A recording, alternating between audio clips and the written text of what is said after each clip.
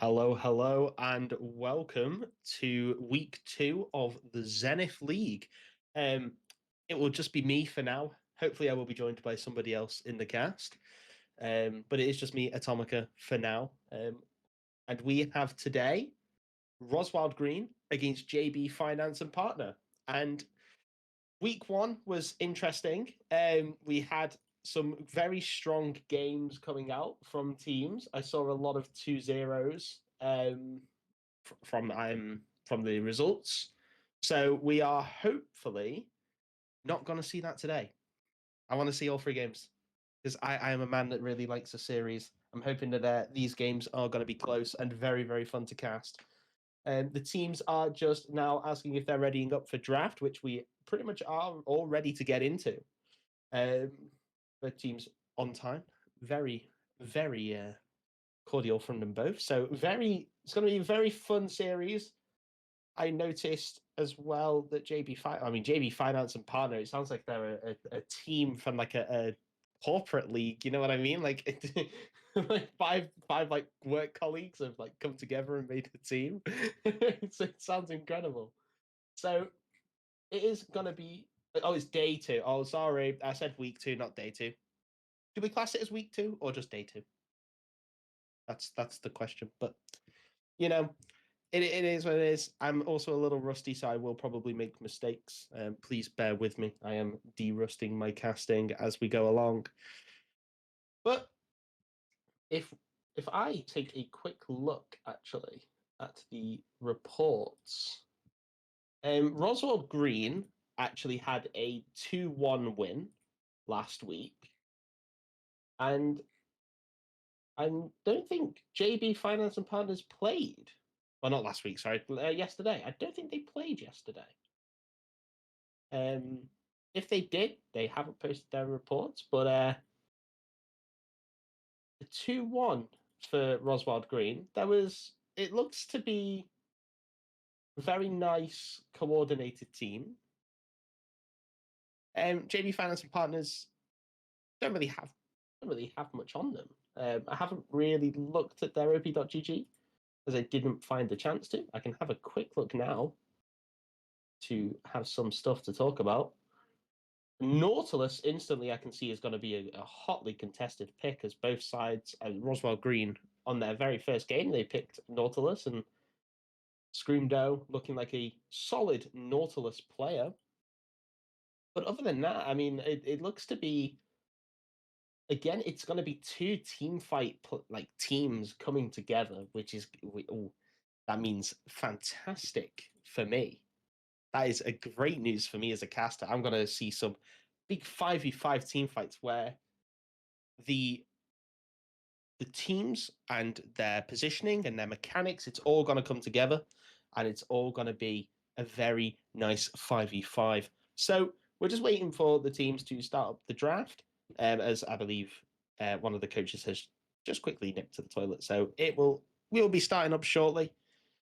Day 2, not really much on the line as of yet. The bracket is still sort of forming. You know, people are still playing their games. People are still figuring each other out. And if they're, they're newly formed teams, they're still figuring out, like still getting rid of the little nooks and crannies of how to play with each other.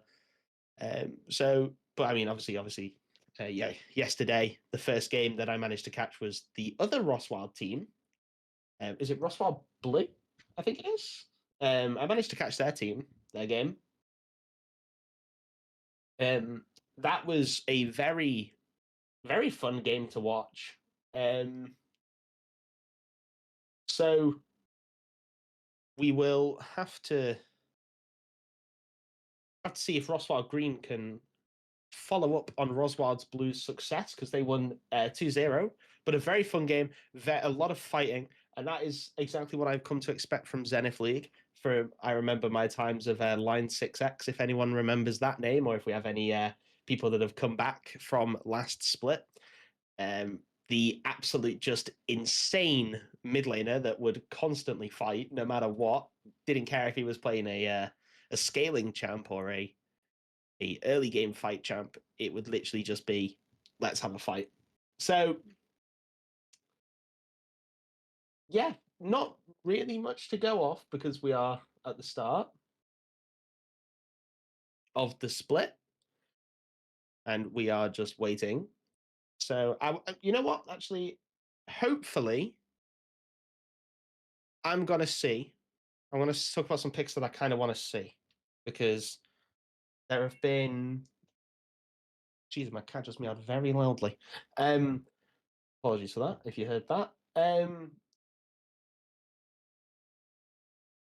It is. It's hard because there's a lot of champs now that have been like buffed and nerfed, especially since Worlds patch, and because Worlds has just finished, there will be a lot of champs that I think are kind of like pseudo strong, if you get what I mean. Like people have seen it in Worlds and then it's been nerfed, but people will still pick it anyway because it's been picked at Worlds. I'm thinking of Xin Zhao mainly, not because Xin Zhao's been nerfed, but I think Xin Zhao's one of those champs that's been a little bit figured out. As we are heading into draft, we are seeing a Volibear ban coming out from ROSWILD Green. That is to be expected. A very strong champion at the moment, you know, and just all around will always be a quite a strong champ. Very nice stun bot, can turn off towers for tower dives. An insane frontline tank as the Hui is matched with the ban. So Hui, a nice control mage, as Trundle is banned in response, and Kaiser. These bans are coming in thick and fast. Both these teams know exactly what they want to ban. So Trundle ban makes sense. Kaiser ban then is responded with, and an Akali ban finally for ROSWILD Green, as JB Finance and Partner are finalizing their final ban. Looking like it's going to be this Mel, which has rose in prominence since Faker has unveiled it on the world stage. And it's looking like it's going to be a Yanara slam of the first pick for ROSWILD Green. And I'm not going to lie, I don't like the champ. I think I genuinely think it's such a fake champion. I think you need to get ahead with this champion. Otherwise, it's not very useful. So the Jinx is locked in response, and I'm going to assume it's going to be followed up with either a jungle or support pick to match up with this Jinx. Jinx obviously can play. It is probably one of people probably don't give Jinx as much credit for her versatility. She is quite strong. She can play with Engage Champ. She can play with Enchanters. As the Vi is locked in as the jungler for JB Finance and Partner, a nice point and click on the Yanara. Or of the mid laner, if ROSWILD Green decide to go for a more carry orientated mid laner, such as like an Azir or an well, not Orianna. Orianna's not really carry, but you know what I mean, like an Azir, a Rise, that sort of thing. Someone that you need to lock down. Wukong is going to be picked into the Vi.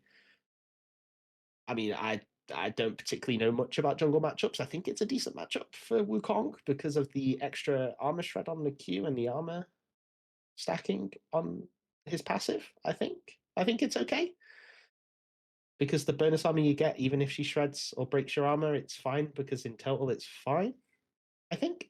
But anyway, Sion is going to be locked in, a nice health based top laner, as Ari is going to be. So they're going to get the Vi Ari mid lane duo, mid jungle duo, I should say, for JB Finance and Partner. Maybe something that they've practiced quite a lot. And it can be quite potent, especially in these 2v2s. And you can ban out some really horrible picks against Ari now. So I'm not really sure what you would ban here in terms of mid lane, but you can definitely make this laning phase a lot more secure for this Ari. However, the Akama is going to be banned away. And this, I mean, I don't really want to say anything in case, you know, I was watching stream or anything, but it's signaling something pretty obvious to me about what JB Finance Partner are looking to partner with this Jinx, as the Malphite is going to be banned away by ROSWILD Green, and the Talia is going to be banned away by JB Finance and Partner. I think that Talia is a fine ban, good roaming capability, able to move with the Wukong, has really strong shove. It's a very, very potent champion. As Mordekaiser is going to be banned away by ROSWILD Green, and I'm not sure that Mordekaiser is the pick. And maybe it's the top laner that has a strong Mordekaiser here, but I'm not particularly sold on the Mordekaiser ban, as they already have quite a bit of AP with the Ari and Sejuani, so it's gonna be what? It's gonna be Vi or Sejuani top.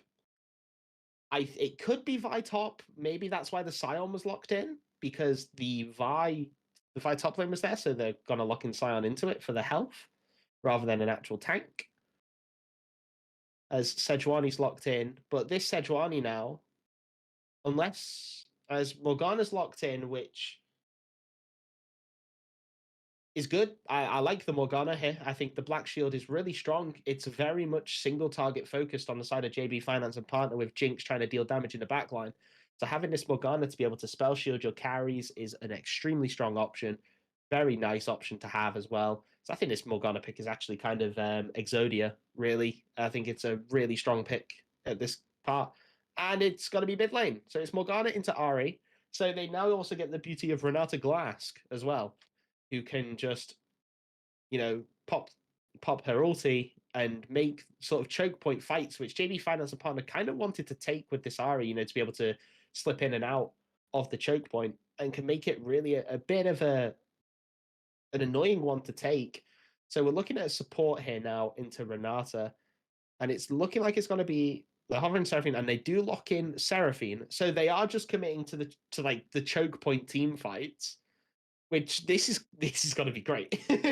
I'm going to see a Seraphine charm everyone up, and I'm going to see like a Renata berserk everyone up. This is going to be fantastic.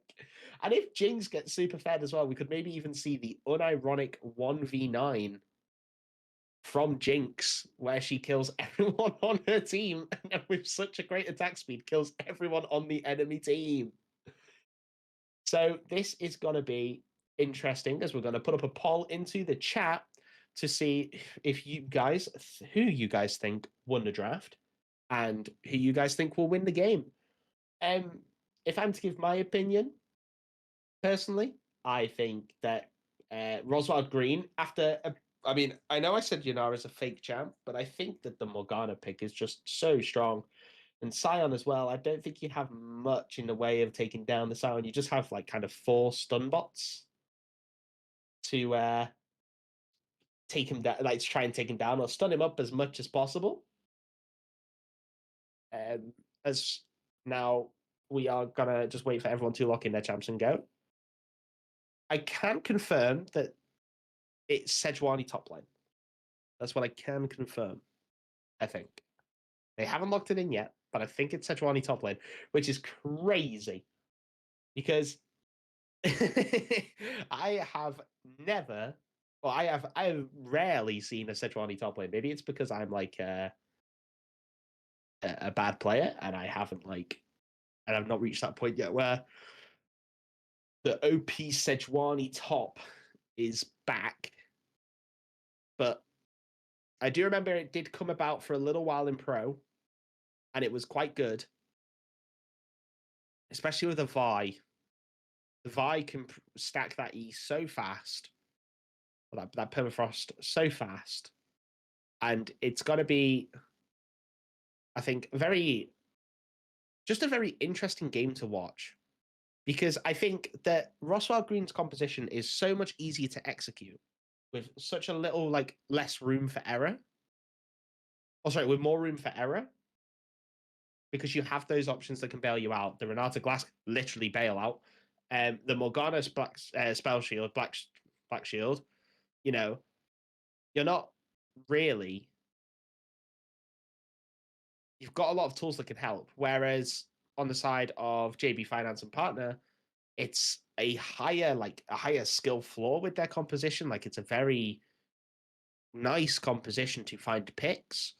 However, in these team fights, it's a much harder to execute composition. I think many people might push back on me on that sentiment, where it's just press VIR on whoever.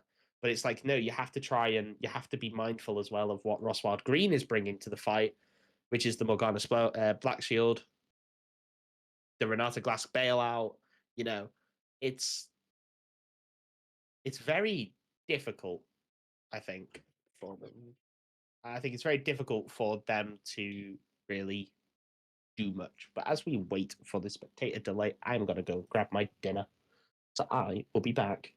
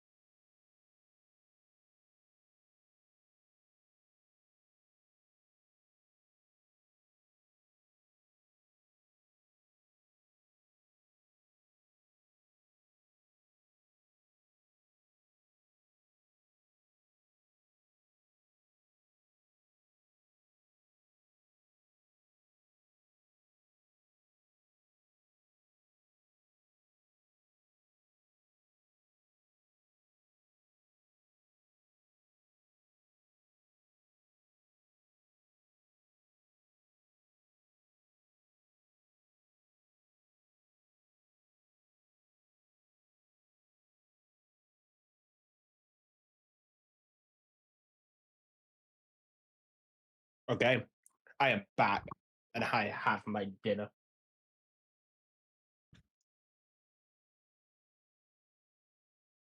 So, back to what I was saying.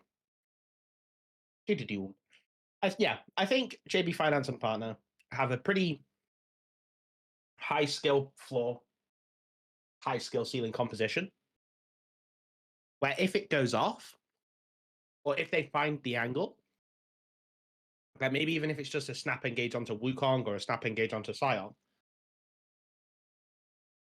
and they only use something like a Sejuani ult or a Vi ult, then they disengage and then re-engage the fight when key cooldowns are down, like Bailout and the Spell Shield. It's gonna be hard for ROSWILD Green to really take these fights. However, on the flip side, if JB Finance and Partner don't play around those key cooldowns, and they do just kind of go in, then it's got to be interesting to say the least. As we head in for game number 1 between JB Finance and Partner and ROSWILD Green. Just a reminder that ROSWILD are on the blue side and JB Finance and Partners are on the red side. Now, is there anything that is interesting at the minute? Probably not. Everything looks to be kind of normal. I think the Unsealed Spellbook on Renata Glask is an interesting decision. Because I'm more of a Guardian fan myself. However, I do recognize that Guardian into a Jinx and Seraphine lane might sound or might be kind of troll. So going the Spellbook to provide multiple options and good flexibility and versatility with your summoner spells Minions have spawned. Could be a very big strong point for ROSWILD Green. But everything else seems kind of normal. They're like, Conquer on the Wukong, that's fine. Cleanse on Yanara, I think, is absolutely fine. There's only one bit of CC. And that is, well, there's two, actually. I forgot about Jinx Traps. Jinx Traps and Seraphine E when she has the boosted. Or the Root when she gets zapped. So having Cleanse to be able to just get out when she's been caught out in a bad position is very, very good to be. Or very, very good to have, sorry. As we see, early game, Sejuani is going to get hit with a Decimating Smash. That is going to get rid of her Frost Armor. So she can now be slowed by the Psione at level 2. As Gasano is being really poked down quite a bit here by Screamdo, who is taking advantage of the low Renata and moving up to try and generate some pressure. But it's not really working well as the binding lands directly onto Ron Weedley's face. He is going to try and take some trades back. Does quite well as the Permafrost comes in from the Sejuani in the top lane. Wow, that was a lot of damage for an auto attack. That might have been a grass proc alongside the Permafrost damage. But that was a lot of damage in the top lane. We see now level 3 being reached in the top lane. It's just a complete wet noodle fight, as to be expected. As the stun's got to land. And Cubis falling very low. Still hasn't used his potion yet, interestingly enough. But both top laners opting to choose Doran's shield. Oh, as we see a flash forward by the new time. He's got a Q forward. It's going to be a stun. And is it going to be a kill in the top lane? It's not going to be a kill in the top lane. Oh, I'm sorry. I'm a little bit further ahead. Apologies for that, fellas. I've been casting 5 seconds ahead.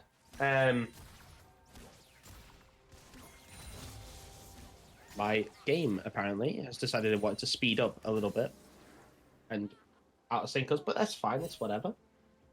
As we see ROSWILD Green now look to generate some pressure to get the Scuttle Crab in the river. Ainz is going to really give up this Scuttle Crab in the bot side river, which means that he leaves himself open to a double crab as Jin is heading straight over to the top side on this Wukong. We see the new time does have all the pressure in the top lane, but Morgana finding out where this Vi is. The Vi is on recall, so is gonna give up this double scuttle for the sake of a reset, which I think is the correct play to do. If you've matched sort of the pathing. Oh, did Wukong end up getting it? I'm not 100% sure. Yeah, he did. Okay, so the double scuttle has come in. However, this Vi now has some insane tempo on the map. However, she has been spotted out by a deep ward from the Morgana, as Gasano manages to land a handshake, a beautiful handshake, as Dr. Mate now putting down all the damage onto Bubblemen, but they're looking to turn it around. Is the JB Finance and Partners bot lane. Gets a little bit of damage down, but again, it's the two late game scaling carries. Basically, wet noodle fighting in the bot lane. Not dealing incredible amounts of damage to each other. As we just see now, both bot laners looking just to farm up. As Gasano looks to get out a little bit of poke with that loyalty program. Doesn't manage to find it. And again, we go back down to a little bit of a soft state, as the Decimating Smash was just mistimed there by Cubis. Now the new time is looking to punish. No Decimating Smash, no able to like really give out big damage. As Dotomate's forced to cleanse, as Screamdo is got to go forward, forced to use the heal. No real damage coming down. There's great focus from the ROSWILD Green bot lane. The bailout's coming out, and now can Dotomate find the kill before the death? No! Oh my god, that was incredible. The flash away from Bubbleman, I think, gave just enough time for the auto attack not to register. So Dr. Mate, though, picking up 2 kills in the bot lane. The ROSWILD Green bot lane is now I think this is going to be a close game in the bot lane. As okay, Sejuani just gets a solo kill in the top lane. Not sure where that came from, but she did. Well done the new time. I don't know what happened there. Apologies, I can't be more hyped for that, but Sejuani killing the Scion. Not a great look for the Scion. Already what was looking like a bit of a rough lane in terms of how he was getting bullied out and poked out. It's going to get even tougher.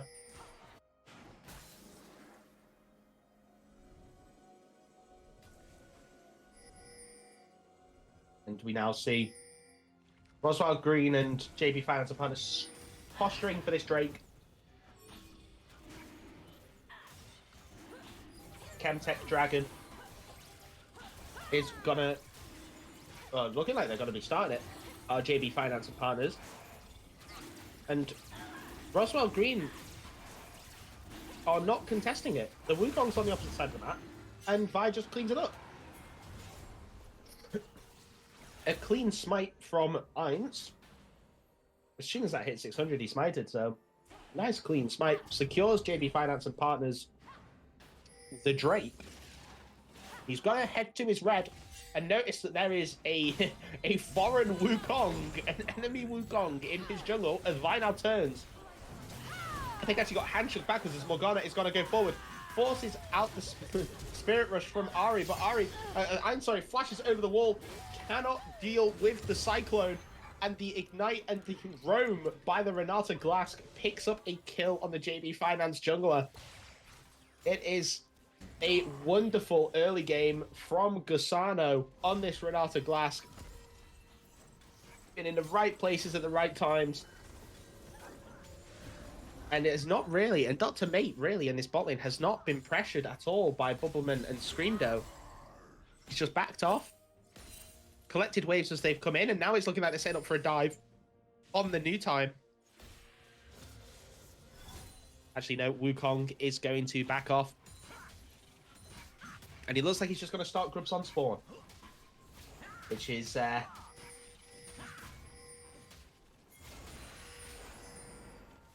okay, where's all this healing coming from? But we do see the Vi and the Ahri come into posture as Gasano caught out by Charm, but the handshake into the dark, into the binding from Wheatley. Got to get knocked airborne by the unstoppable onslaught. Vi's going in. He manages to find the pick onto Gasano. And somehow Ron Wheatley's out. Now, Cubis is on the back line. He's going to be just a big, beefy boy that has to try and do what he can. Gets out. It's a 1-for-1 trade. The Vi for the Renata Glass. And that's a trade that you take all day long if you're ROSWILD Green. Your smite is still at the Void Grubs. And it's looking like you're going to get all three with this team comp. You know, the Scion with Demolish and HP with the Void Grubs is going to be an absolute menace. When pushing, you can't really leave him alone in the side lane now. And it's also 1-for-1 on the Feats of Warfare. Actually, no, it's not. It's, here it is. They got the kills. And there's not been First Blood Tower, and they've had one objective each. So yes, it is there's 1-for-1 on the objective feat. The kills feat going to ROSWILD Green. Thanks to their extremely strong 2v2 kill on both Bubblemen and Screamdo. As the new time dashes forward, he's got to land the permafrost, but it doesn't really deal much damage. It's not hitting as hard as it used to, which is a little bit of a problem for the Sejuani, as now the shield from Scion could just tank up the entire permafrost damage. So this is now just going to become a farming lane, realistically, with a little bit of chunk damage, as Ron Weebly is roaming up here to the Scion. Now, I don't think that's in your best interests. You want to be looking to roam down towards the Shunara. Try and set her a little bit far behind. As the Morgana pushes in the wave, Ahri's now forced to come back mid and pick up the wave. Guard Binding is going to miss. We just have the Fermented Ground going down. Getting a little bit of poke damage to this Ahri. As the Blackfire Torch now. It's a lot of damage. As Dr. Mate's going to land the 99% slow. Is the handshake going to come out? No, it's not. Bullman's just going to walk away, taking a big chunk of damage. As Dr. Mate now forced to transform. It's going to dash away, but then dash forward. Nice little sidestep of the Seraphine E as the handshake's going to land, and this is going to be bad. There's the double berserk. Screener's forced to flash. The Dr. Mate's going to go forward. He's going to, no, he's going to snipe the Seraphine with the hinky transformed W as the Cyclone comes in. Gusano picks up the kill onto Ainz, and we see Ahri's been caught out here with this, and the stun's gonna come in, and the Tormented Ground is gonna pick up the kill. And ROSWILD Green in this early game, they've opened the floodgates, and they apologies.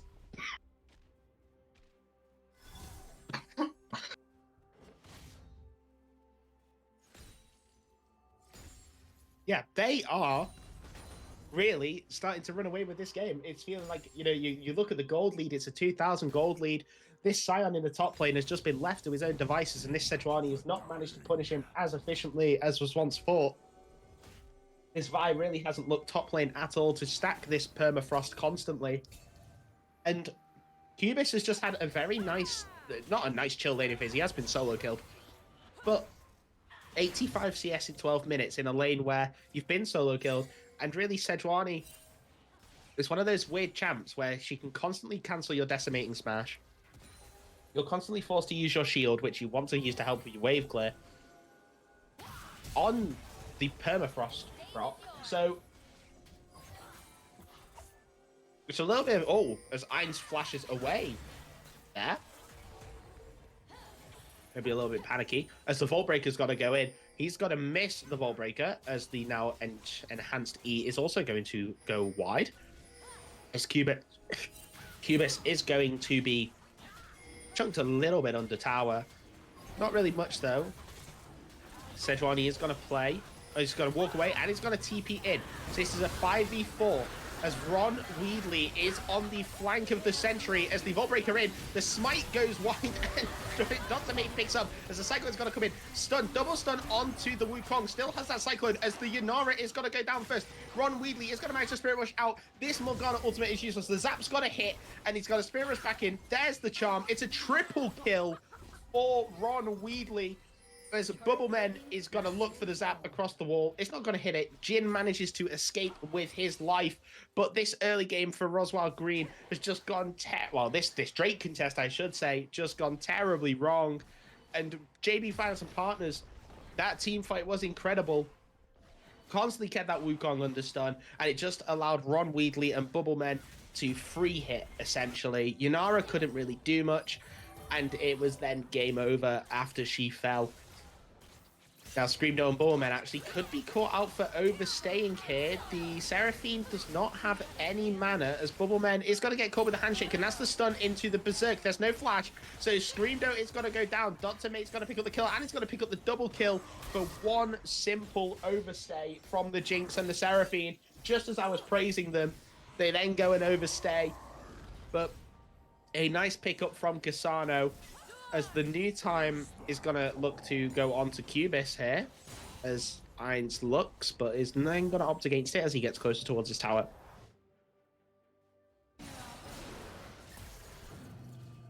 So,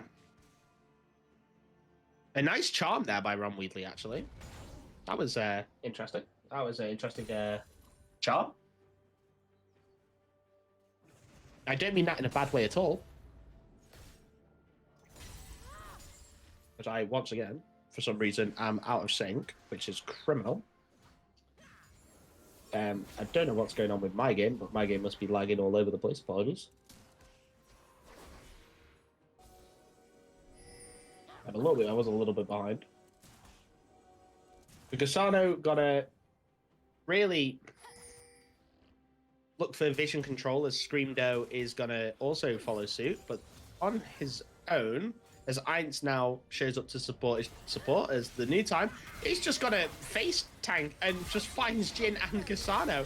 There's the ultimate onto the Wukong. The Wukong is going to try and get away. The Scion ultimate is coming down, but they are so much onto this Wukong, and they haven't even killed him yet. The redemption was absolutely killer. Cubis ends up finding the kill. The Decimating Slash is going to come out. The Spirit Rush finally used by Ron Weedley. He's got to try and get out as well as the rest of JB Finance and Partners. Screamdo slowed, rooted up. The flash for Cubis. Jin is on a killing spree. And Ron Weedley now, he's just looking, maybe just for something, for anything off that play. But nothing comes to fruition. And ROSWILD Green pick up the Herald, and they now also inherit a 4,000 gold lead. Got to be a bit of a hill to climb for JB Finance and Partners. However, I do believe they have the tools necessary to do it. One bad fight, and this Jinx gets reset. She becomes a shredding machine. Even early on with just the Yuntal and pickaxe. Jinx is definitely not a champion to scoff at.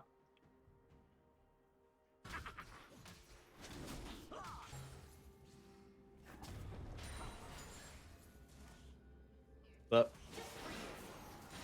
both teams now, again, Drake is in 1 minute. It feels like it's been non-stop action between these two teams, but we do have a little bit of a downtime as we wait for the Infernal Drake to spawn, as Screamdo is going to find that ward from Cassano. He's going to take it out. And Cassano's just going to re-put the ward there. So it's probably going to leave JB Finance and Partners in a false sense of security. But they de-warded the area. As they're now going to face check. Good. That was a nice Oracle lens from Ainz. As Jinx just gets solo killed in the bot lane. Now, this is the question of, do you contest now? As the first turret falls in the bot lane, and Dr. Mate now 2 items with that Berserker's Greaves advantage over the Jinx. It was never really going to be close, and Dr. Mate showing Bubblemen why Yunara was first picked. Very clean solo kill, as we see. Yeah, we see JB Finance and Partners. They are just giving up the Drake, and I think that's the correct call. You have to try and stabilize the game. You can't be dying in bad positions, as the dart bind in there didn't look like it hit, but it hit. Very nice, like, beneath level to higher level interaction, as we all know. How that works, you have to aim up and it will hit. As Ainz picks up the Scuttle Crab on the top side of the map, The next objective now is in a very long while. So I'm expecting to have a little bit of a break from the non-stop action. Obviously, we didn't get much of a contest at the Infernal Drake. The first Infernal Drake of the Soul. Because, well, Jinx got caught out on the sideline. Or side lane, I should say. As Morgana tried to anticipate Bubbleman's step back. He didn't step back and missed the Dart Binding. However, now, ROSWILD Green is very clearly using that pressure on the side lane and the fact that they can push in that side lane very, further to pick up a kill. And yeah, they're just going to pick up a dive onto the Seraphine and they're going to pick up a tower. And it looks like they're going to get a second charge from the Rift Herald. JB Finance and Partners haven't responded. Oh yeah, there we go. They've got rid of the Herald now. Ain's responding. But now they've lost mid tier 1. And this is a lot of pressure on the map that they're going to lose. They are going to get their mid lane shoved in further than what they'd like. So it means that ROSWILD Green have more time to shove the wave and have the support go roam, or have the ADC and support roam together as a duo to impact the side lane, especially the new time, who still has that top tier 1 standing. You have to assume that that is the next turret in the sights of ROSWILD Green to help set up for the Drake to push in the top lane even further. So someone has to respond and catch the wave if you want to talk correct plays or what they should do. As Atakan, I forgot that was a objective that exists. As Atakan has spawned, New Time is being the good frontliner that he is, just trying to tank everything, or trying to generate space. Sorry, not tank everything. Just generate space for his team. They're all going to walk in together. As Gusano is looking like she's on the flank of the Sentry in this Renata, they are putting vision down to see if anything's happening. As Ainz is gonna fall break in, but there's the top tier 1 going down, and they do have the Scion TP. This is contestable, as the Atakan started up, but no one's really committing to anything. And this Scion is going to continue to push as the new time gets cancelled on their base. It's going to cancel the Ahri base. Interesting. As now Gusano recognizes that they're all together as 5. As there's the stun, it's going to come out. The charm's going to land onto the Wukong, but the cycle is going to hit onto 3. Ron Weedley is going to fall down very low. He's going to dash back in. Going to try and find something, but it gets sniped out by the transformed W from Dr. Mate. It's the only kill of the fight. The cleanse was used thanks to the charm from Screamdo from the wall, but Ron Weedley getting a little bit greedy there, trying to come back in. But a very nice snipe from Dr. Mate, this Yanara champion. Maybe I was wrong with it being fake. I'm more than happy to admit that I was wrong when it's being played like this. This Yanara, almost untouchable. As we just see how dark the map is for the side of JB Finance and Partners. It's so dark. They can't really walk in anywhere. They don't have much vision, as Morgana is on a ward.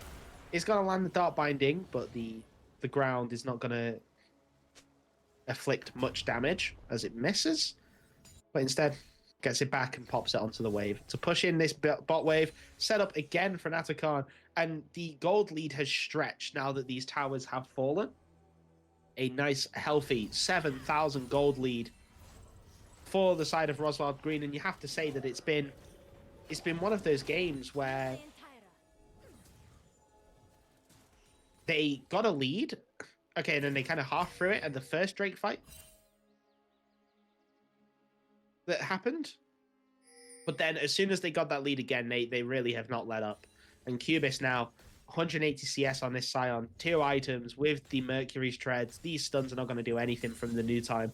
So the new time now is just matching for the sake of matching. Can't really do anything into this Scion. And Jinx is still scaling. Still hasn't even finished the boots yet. This is the kind of build you'd expect to see from like a Misfortune, who has built-in out of combat movement speed, but no Berserker's Grease for the Jinx. No real attack speed item either. So really lacking. So by the time, Dr. Mate is doing 2 auto attacks for every 1 that this Jinx is doing, the damage output's going to be so insanely different. And almost completed on the LDR, as we see, Jin is going to go onto Ainz, the Vault Breaker in response. A level up for this Wukong, as the Dark Binding is going to miss. We see Yeah, ROSWILD Green just starting the Drake. In fact, Ultimate's just got to solo it to give JB Finance and Partners no indication that the Drake is going to be done, as Jin now turns his attention to the Drake to help get Dr. Mate back out on the map. The smite early, but it doesn't matter. There is little to no contest from JB Finance and Partners. And Dr. Mate now is so strong on that base, is basing with probably so much gold, and can finish that Lord Dominic's regards. Yeah, well, I mean, not much gold, 500 gold, but it's enough to complete the Lord Dominic's regards, which is the third item, and also the upgraded boots for this Yanara. This is gonna be this is just gonna be the Yanara show. 3 items, Yanara, and Ari hasn't even finished her second. You know, Vi hasn't finished her second, neither Sejuani. Jinx has delayed boots for IE just to try and get some damage for the side of JB Finance and Partners as the new time. And we can see, well, that's less damage than I anticipated. However, Yanara only got maybe a couple auto attacks there. Imagine what happens when it's the full team fight, as the charm is going to hit onto the spell immune Black Shield. The redemption's coming out from Screamdo, as RWDG's going to use the Spirit Rush. It's now forced to. Spirit Rush is backing onto the charm to give an extension. However, the Ari falls. The Vi is going to pick up the Azakon, but this Yanara now is just going to shred. There's the Dark Binding, and the Yanara's coming in. It's a triple kill for Dr. Mate. Morgana picks up the kill onto the Sejuani, and pings are going down on the Baron, as ROSWILD Green take a 9,000 gold lead, an emphatic team fight victory. It feels like it's the procession towards the Baron on their way to victory, as this Wukong and Yanara have been doing so much, but you can't take away anything from Gasano, whose ultimates have been on point. The Berserks to match the charms, so they can't get much off the Seraphine ultimate. It has just been a little bit of a Renata masterclass, but it has been kind of a masterclass also as well in macro from ROSWILD Green. It seemed very controlled. There have been some hiccups along the way, but the majority of the time, they seemingly have made the correct call at the correct time. When to trap, when to work together as a team, when to leave someone on the side lane to go and push to try and punish JB Finance and Partners for overextending or for doing something that maybe was a little bit incorrect or was a misjudgment from them. And they have been quite strong this game so far, with quite a nice team composition and some very strong champions, such as the Wukong and the Sion. They will obviously be gone for game 2. However, the game is not over yet.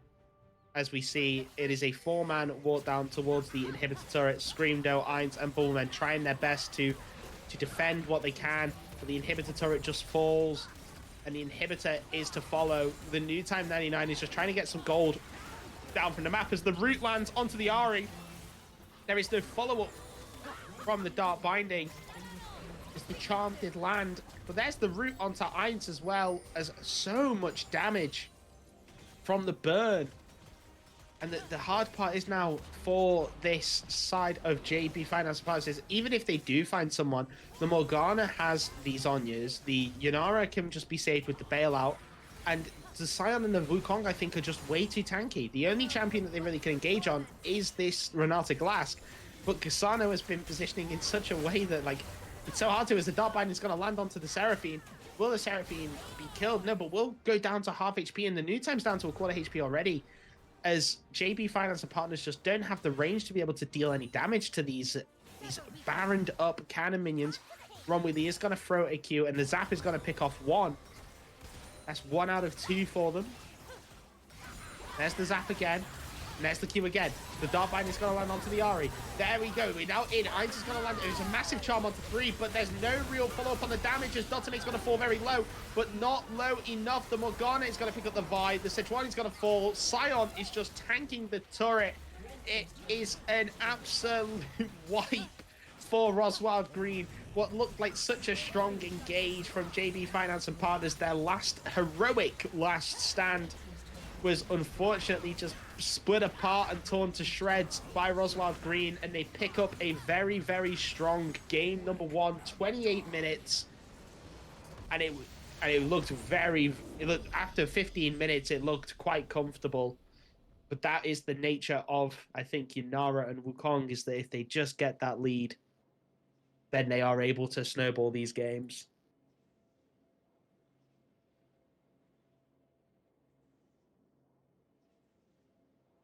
And that was game number one.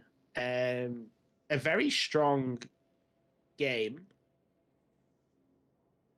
As we look at the scoreboard, ROSWILD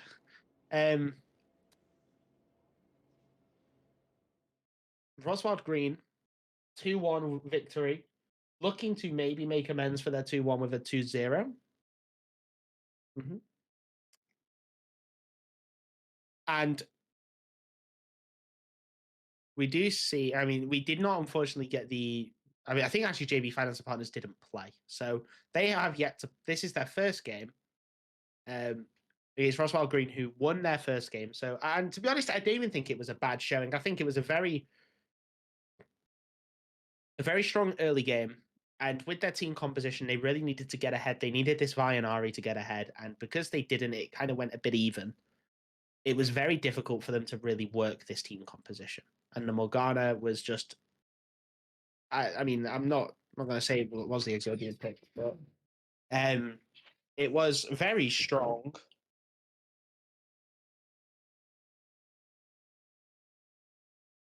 For that game, but luckily now the Morgana is gone because it's fearless. So I wonder what's going to happen for game two. I hope that we see a little bit more like fundamental 5v5 from JB Finance, because their 5v5 looked very strong. Their team fighting, especially in the early game, that one team fight, I can't really get it out of my head because it just, I don't know how it went so wrong for the side of ROSWILD Green. However, they did play, JB Finance played that very well. They found the pick, and they then just turned the team fight around completely on its head. So it's going to be, I just want to see a little bit more of a fundamental 5v5 from them.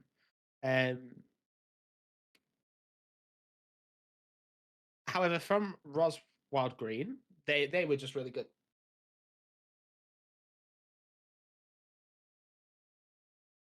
They were just really good. Very strong macro. And very and just very strong team fighting in general, especially towards the late game.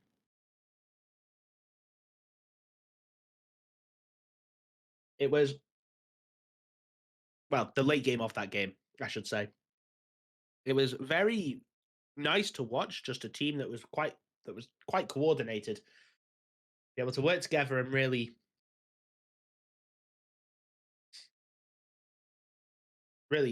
just be on the same page. Like, the coordination was very, very nice to see.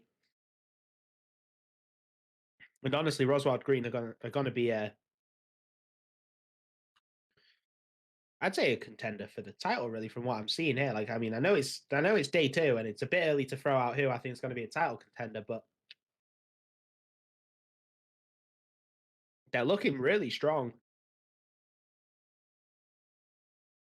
Considering the only one bad thing that I can really think of was that team fight.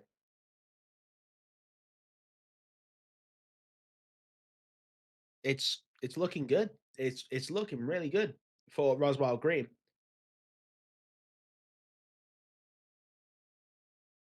So, I don't think there is any break. I think we're just kind of going to go straight into game number two when the teams are ready. I'm not seeing anything mentioned about a break from either side. However, there might also be a 5-minute break just for teams to go grab water, grab a drink, take a breather. It is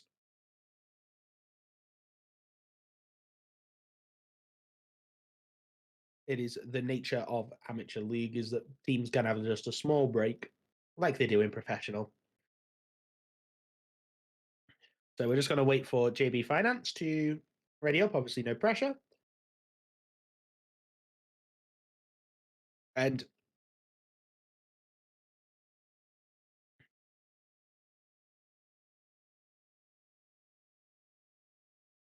because I don't really think there was much else to talk about. I think Gasano, I think actually everyone on ROSWILD Green did their job, played extremely well.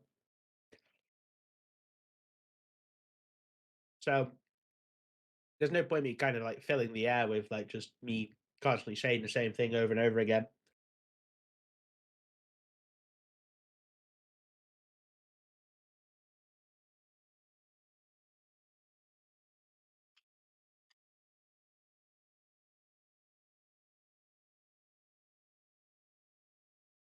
I think actually, you know what? What I can talk about though is what I want to see from ROSWILD Green for game 2.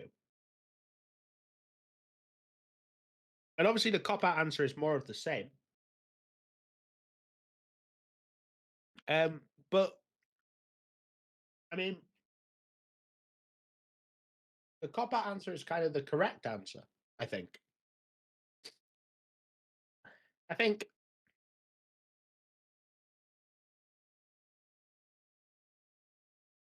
that you just want to see more of the same. Like it was a low skill floor team, not team, composition.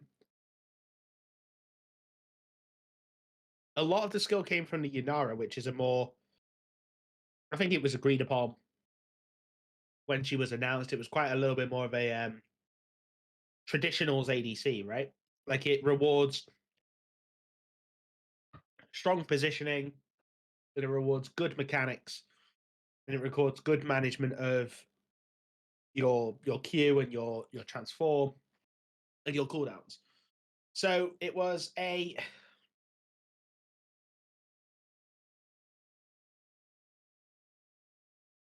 very like easy to play composition. And that's kind of what you want to see more of. I guess I am also doing Renata Glask a little bit dirty. Renata Glask is kind of a little bit of a skillful champion.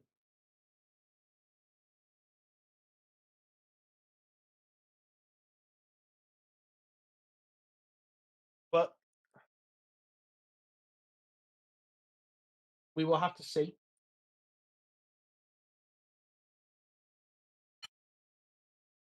Do ROSWILD Green go wild with it? And they just completely flip the script?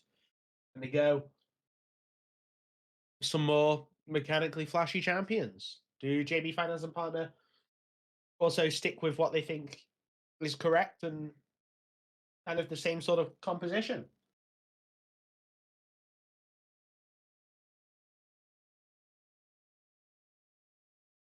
Who will know? Only we will as soon as draft gets underway.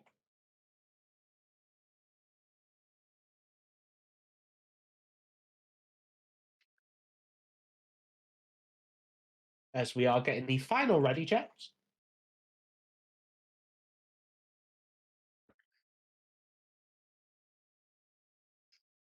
From both ROSWILD Green and JB Finance and Partner, and they are both ready.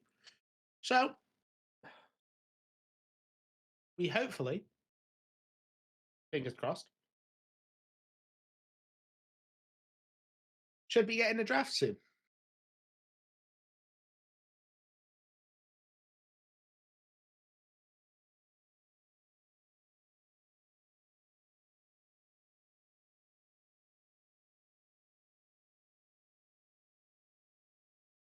Both sides have said they're ready, but you know. And now we're right. Now we're in. We're in. So it's looking like it's going to be more of the same. Huiban, Volibear. Is going to be the same for game 1. Who knows? If Kaiser and Mel come out, it's the exact same as game number 1. However, I'm going to assume that ROSWILD Green are going to stick with what they know. Fans worked game 1. What ain't broke, don't fix it. Well, if it ain't broke, don't fix it. I see Kaiser again is banned away from ROSWILD Green.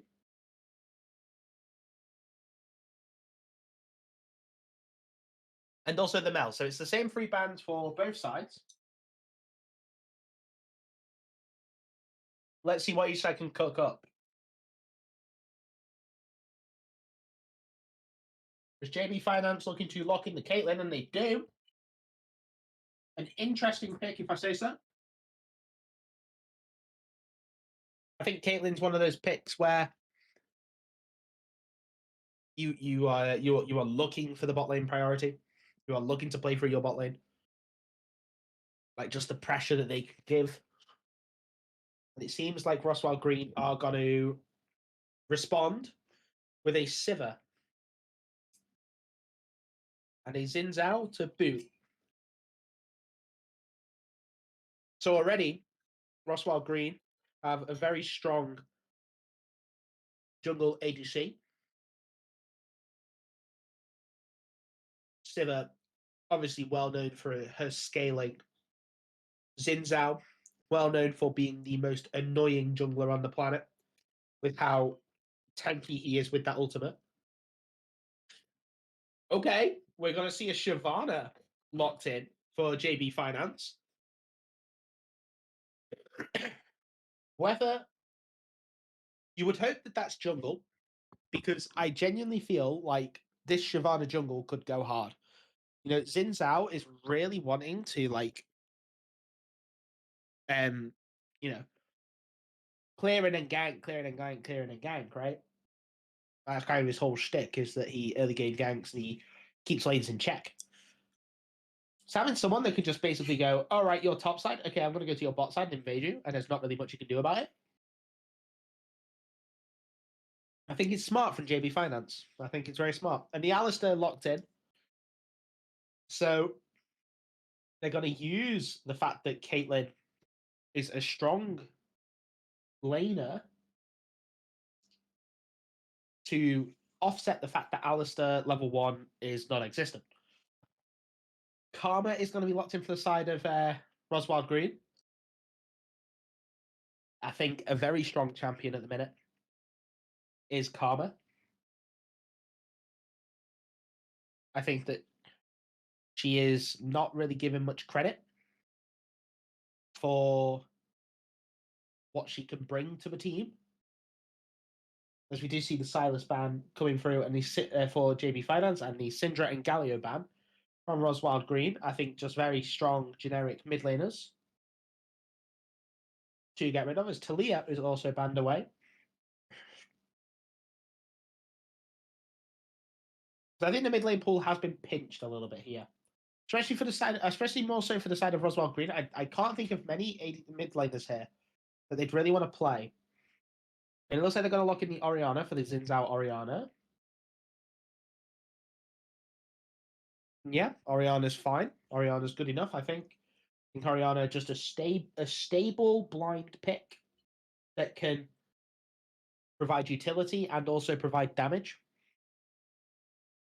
So I think the Orianna pick is fantastic. That is one of the picks that I was thinking of when I said before there's not many picks for ROSWILD Green. And we're going to see Echo be locked in for JB Finance. If it works, it works. Not a big fan of Echo at the minute. I think he's in a bit of a weird spot. I think that because Rod of Aegis is in a position where the only real nerf that the item has received is that Catalyst of Eons has lost 50. Was it 50 health? I think that was it that it lost. So in the end, Rod of Aegis lost like 50 health on top of its item, like on top of the completed item. I think we're in a bit of a weird spot for that, as Olaf has been locked in. So this is now an interesting point. Do ROSWILD Green think that this Shyvana's going top and if Olaf's going in the jungle? Or do they think that this Shyvana's going in the jungle and the Olaf's going top? Because this can change what you pick top lane. Yorick, I think, is a fantastic cover all bases option. And as well, it's not like ROSWILD Green in the 4v4 or the 4v5 has a particularly weak composition either. I think ROSWILD Green's draft is really good. I think JB Finance have just kind of gone, right, we tried to play a 5v5 team composition. Let's try just comfort. And the reason why they gave the support Alistair was like, right, okay, we might need a tank for this Sivers and Zhao. So let's just give you Alistair and then we'll see what happens. It is an interesting draft to be sure from JB Finance. However, can it work? Yeah, probably. I really don't think that it's bad. A bad draft. I think it's just an interesting draft that's going to be very, very fun to watch.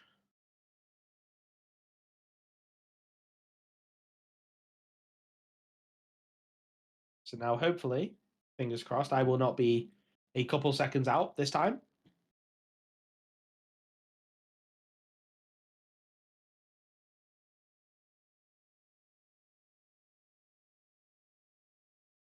But if I am, it does not particularly matter.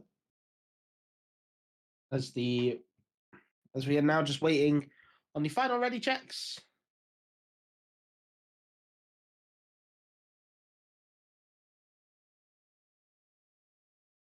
I think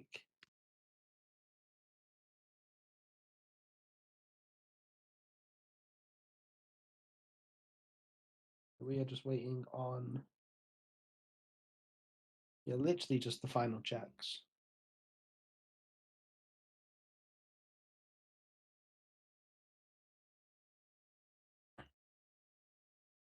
So, who do I think has won draft? I know nobody asked, probably nobody cares, but I think that ROSWILD Green has won draft. I think that their draft is a lot more coordinated. And I think that, but to be honest, I can't even be mad that JB Finance seemingly has just gone, we'll just pick Olgar Comfort. Because why not?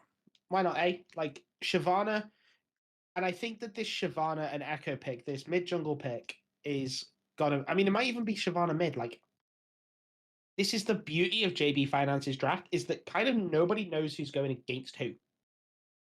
Like, Shyvana mid sounds so troll. But then it's like, oh, but then you could just chuck the Echo in the jungle and then have the Olaf top. Or go Shyvana top, Echo mid, Olaf jungle. Or you can literally just go Echo mid, Olaf jungle, Shyvana top. You know, that's the beauty of the JB Finance draft, is that, yeah, okay, Caitlyn and Alistair are 100% going to the bot lane, but then it's like, where are the other three going? Whereas ROSWILD Green, you know where everyone's going, so you know what you're up against, and it's kind of the beauty of the JB Finance draft. But does that flexibility and versatility of the JB Finance draft bite them a little bit and cause them to overthink who's going where, and cause them to think, you know, oh, we need to send people there, send people there, send people there. And in the end, they might overcomplicate it for themselves. But we will see.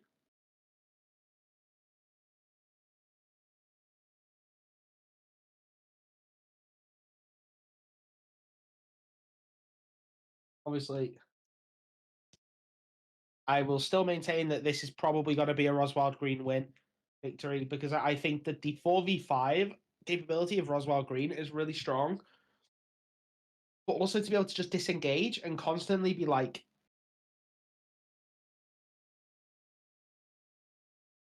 yeah, just constantly engage and disengage and keep the JB Finance 5 players, if it decides to group up, locked up in a fight that they are never going to really fully commit to, but keep them just committed enough so that none of them base, or at least one of them has to then like take a really late base against a Yorick, and Yorick is then just going to steamroll through your turret. And even then, if you try and just run at them, they have the Karma Mantra E. to just like constantly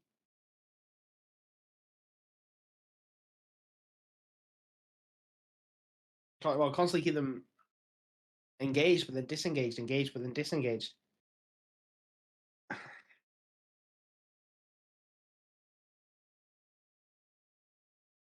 So it's going to be a.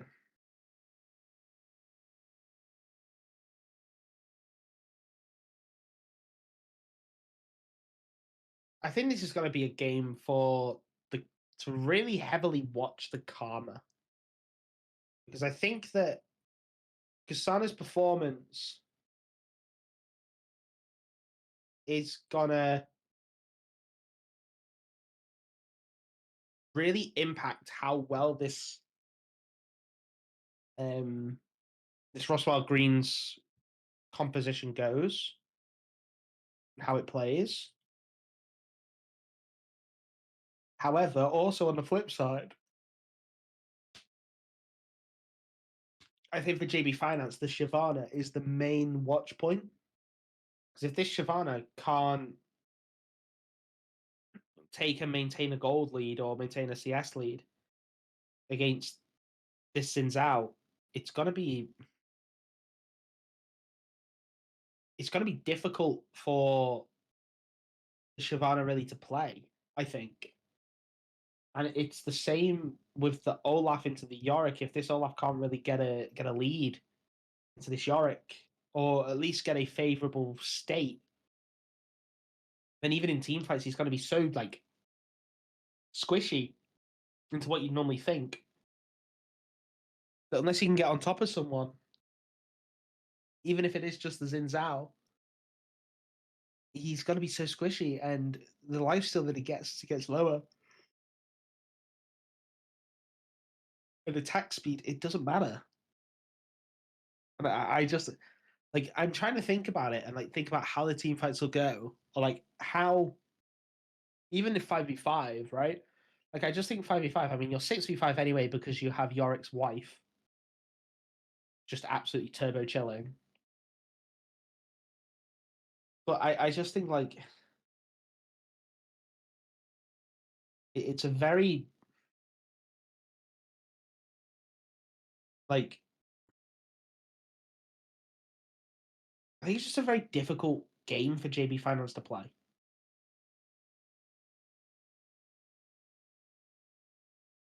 And I think that it's just going to be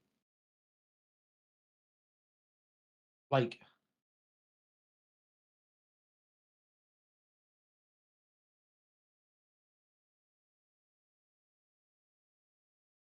try to think of a way to describe it.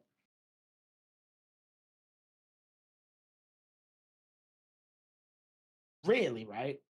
This is the best way I can describe it. If they don't get ahead in at least one of these lanes, then I don't think it's good. I don't think this composition does well. I think it's going to be extremely hard for JB Finance and partners to play. However,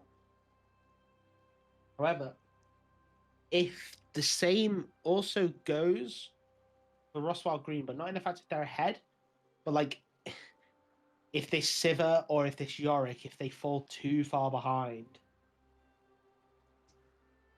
then I think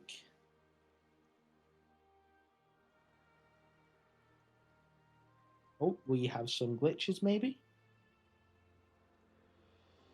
We're gonna wait hopefully for the game to start. If not, obviously, then it's a spectator bug and we're bugged. No, we're not bugged, we're in.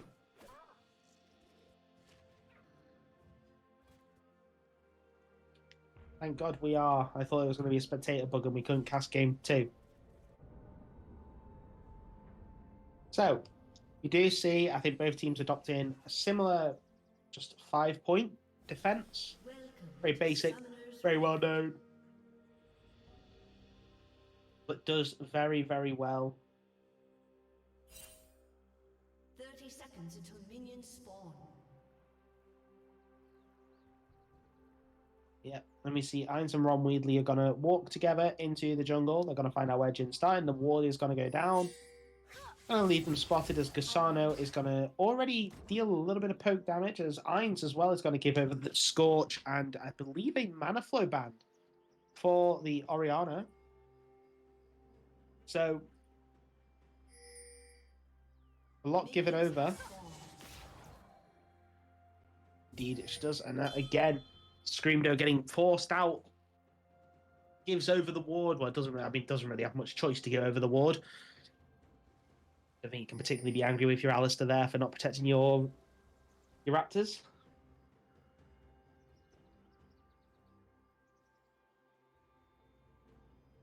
You see now Dr. Mate and Gasano sitting in a bush as Screamdo is again going to get caught out.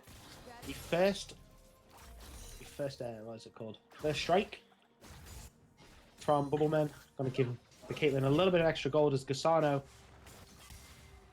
is going to just do enchanter support things into melee support.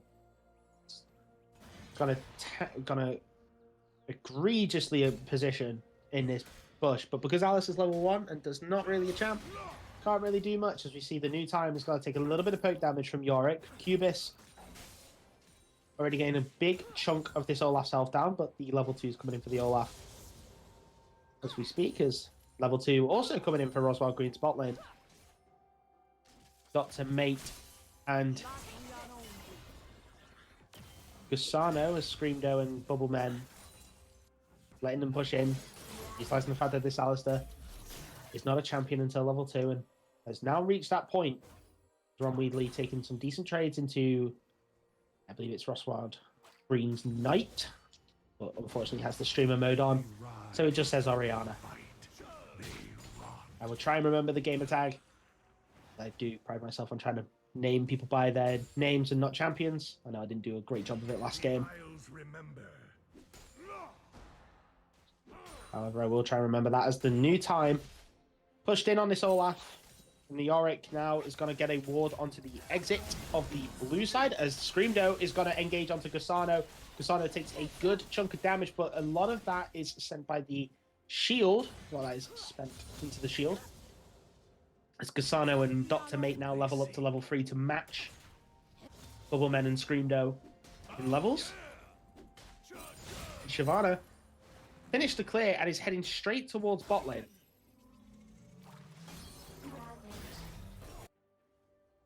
Now, I'm not sure the point of this. Whether it's to try and contest his Zins out on the Scuttle, but the Scuttle's gone.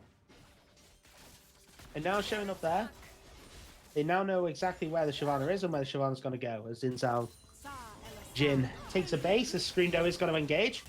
The trap is just about going to miss as the stun is going to land.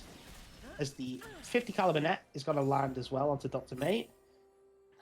As this freeze from Bubblemen and Screamdo is... It's weird because like this is kind of what you want to be, where you want to be as Karma, right? You want to be underneath their turret, you want to be poking them, you want to be giving them a little bit of hell. But it seems like Screamdo and Bubblemen are utilizing the fact that this Karma wants to be there and is really using that to chunk down this Karma. Karma obviously though, not looking fantastically chunked, as Ron Weedley is sapping out the mana from Orianna. As Ron Weedley is going to fall very low.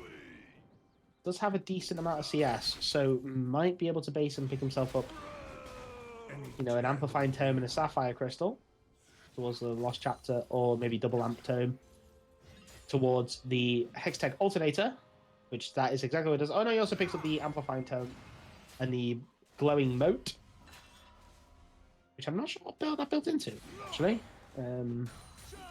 Is it Lost Chapter? I think it is. Anyway, that's about what that built into. More about what's going on the screen as the new time is pushing in Cubis. Cubis is really feeling the effects of Yorick at no mana. Also, the fact that Olaf somehow. I did not know this, but his auto attacks just instantly slap the minion, the grave minions down. For some reason, I thought it was like a Zyra plant where they kind of made it so that early game it takes 2 autos.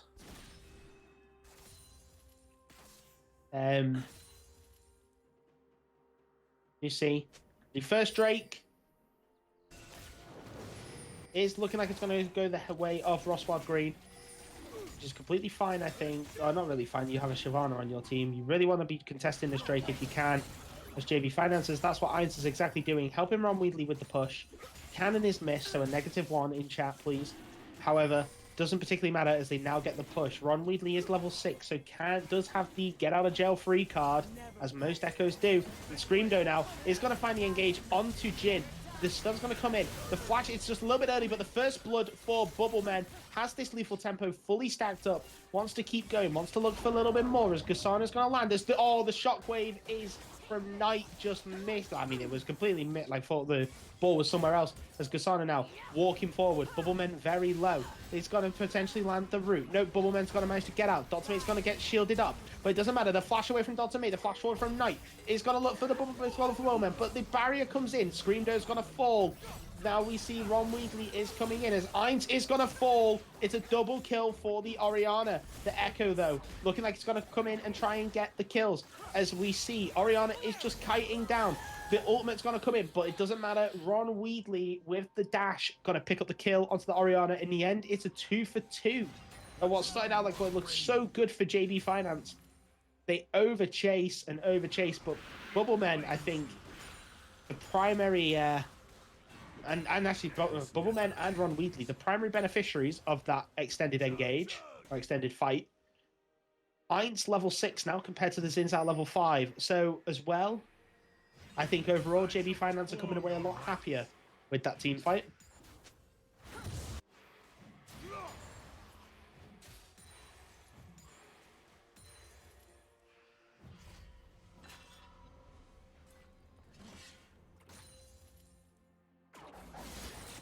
Now, sorry, just taking a small breather as we see Cubis base picking up the Sheen. Very big item spike for the Yorick from Cubis. As we see, Ainz gonna look for the engage with the transformation, but it's just gonna get spell shielded up. But oh wow, actually did get out the on the hunt from Dr. Mate. So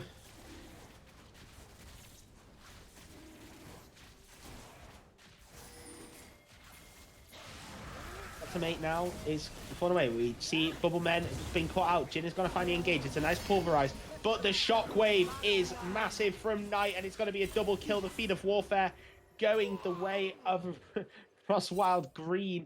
Apologies that I was not particularly on it with that setup, but that was incredible from ROSWILD Green. Just collapsed from all sides, and that shockwave landing onto 2. The Drake might have fallen the way of JB Finance, but the contest and now the Grubs is going to fall the way of ROSWILD Green. And this is not what you want to see as JB Finance, because you're against a Yorick. Yorick doesn't want a team fight. Yorick wants to split push. He wants to take your towers. He wants to, as new time, he's got to get flashed on. And Cubis is just got to pick up the kill. The Maiden damage, I think, helped there. But in the end, Cubis with the solo kill in the top lane, the flash on top with the bonk. And this tower now with potentially 3 Grubs. Says Ron Wheatley, oh, he gets out of jail, but he's then put straight back into jail. As we see, Ainz actually managed to pick up one of the Grubs. Going to flash over the wall. So it's not full 3 Grubs for the side of ROSWILD Green, which is not amazing for them. They did want to pick up all 3.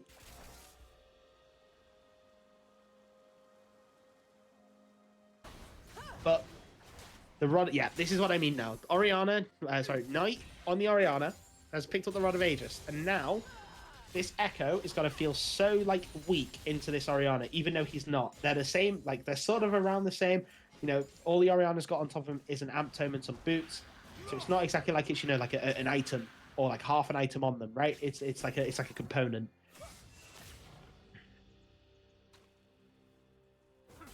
So we're going to see now Ron Weedley into this Orianna. This Orianna is probably not going to die, which is rough.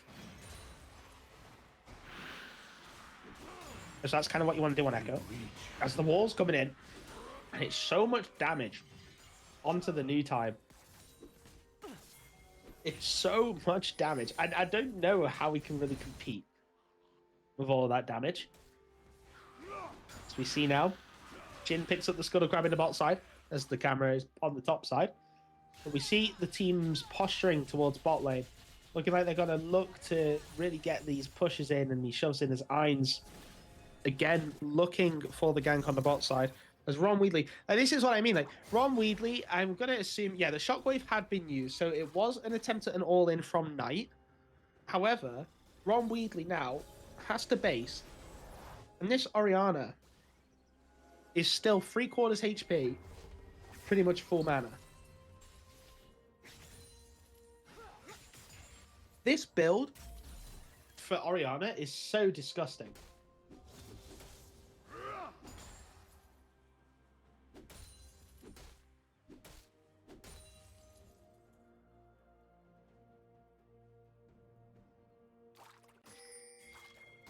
So, yeah, I mean, it's also 1,000 gold lead, right? So this Orianna is ahead.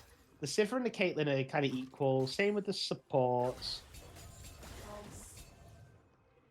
And you know, top lane's got 1,000 gold lead as well. And that's exactly where the full 2K is. But there, oh my gosh, the Shyvana engage just about misses the flash from the Orianna, though. And this Shyvana with the Spear of Shojin hurts, man. That was crazy amounts of damage considering all things considered. So this Shyvana looking like it's going to be a little bit of an issue. However, Dr. Mate now is going to look to be chased down by Bubblemen. Bubblemen are leveled down, but still confident enough just to walk at this Sivir and do what he can. The Alistair is here. The Karma is sprinting back down to see what he can do. There's the Mantra Q. It's going to slow them both. They're on the hunt. The 50 caliber net is going to provide a little bit of space. As there's the headbutt away from Screamdo. The Pulverize is going to hit onto Gusano. Gusano now on the run. There's the root. Sorry, the stun, sorry. As Screamdo, again, still hasn't popped the Unbreakable Will.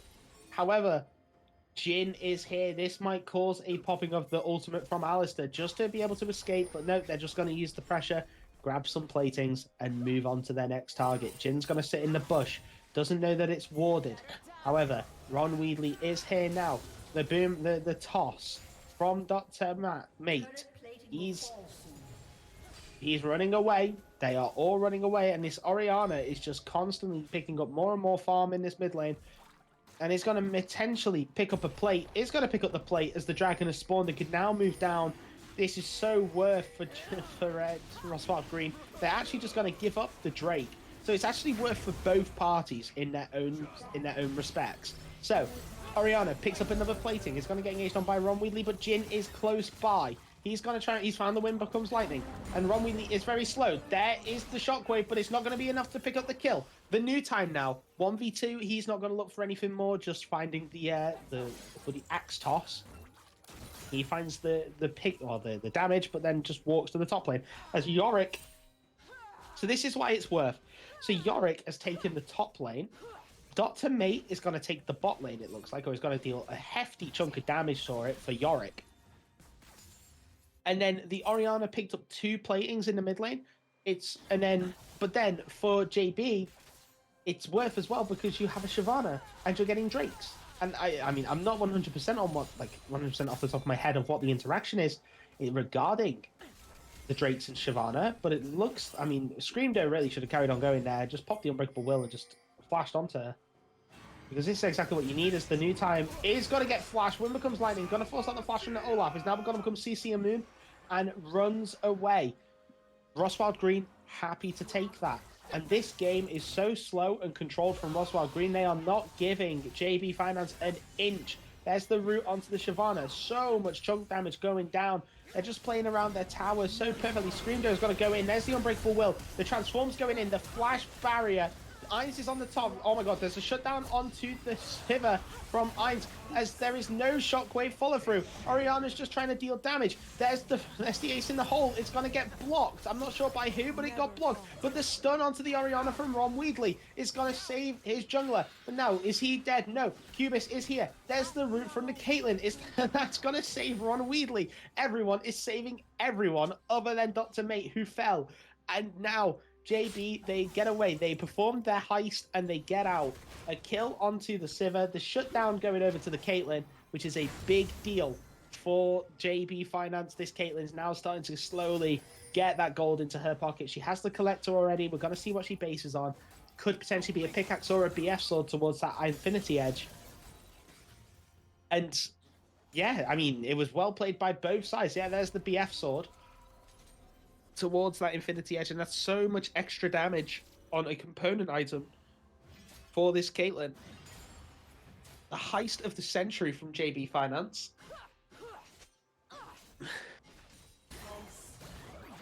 As they pick up Dr. Mate and they get out. So, nothing else really happened on the sides of the map as the new time is just mooring away at the ghouls that spawn from Yorick.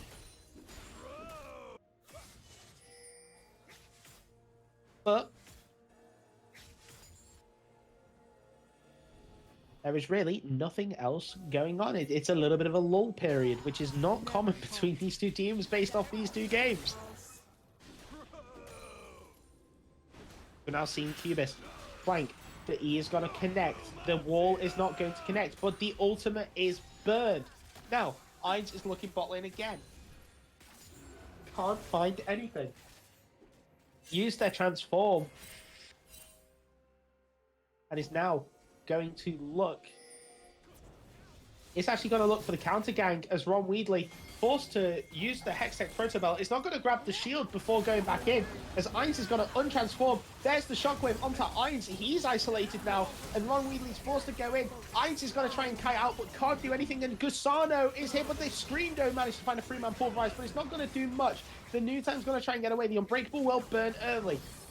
That means all the damage is going to be mitigated. And Yorick, again, just on the side lane, he's just going to take the tower. Num, num, num, num, num. All your structures are his. And he picks up 700 gold. And the kill in the mid lane onto Ainz. It's not looking good. A Screamer's going to headbutt in, but there's no Unbreakable will this time. There's the root. The wind becomes lightning. You did not want to do that. The cancellation was not worth it as Bubblemen.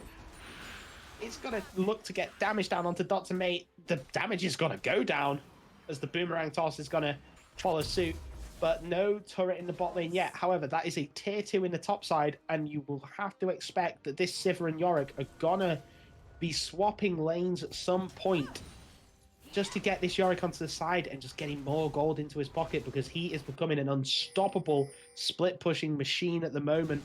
Not much that JB Finance can do about it. They try and group together, and then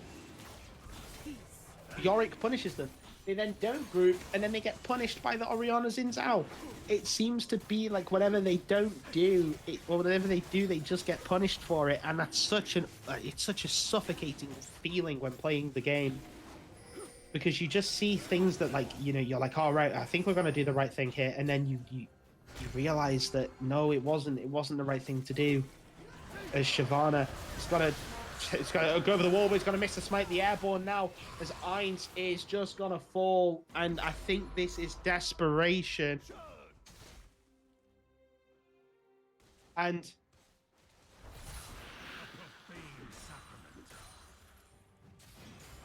yeah, I think it's just desperation from JB Partners, because again, it's such a suffocating way to play the game, and I don't blame them at all for the feeling of desperation, because like I was saying, you do one thing, you just get punished. You do the other the next time, and you just get punished for doing the opposite. It's so awful it's such an awful feeling to play the game, and I would hate to be in this game because I would not know what to do at all, because it feels like ROSWILD Green just have the answers for everything at the moment. The engage on by Scream, though, Is there? There's no unbreakable will. He's going to use it now. He's falling very low. The lock at the Iron Solari. He's going to dodge the redemption, and that's a nice flash by Bubbleman with 50 caliber net. He's going to dodge the shockwave, but the cow falls. He has been milked. You can in fact milk those.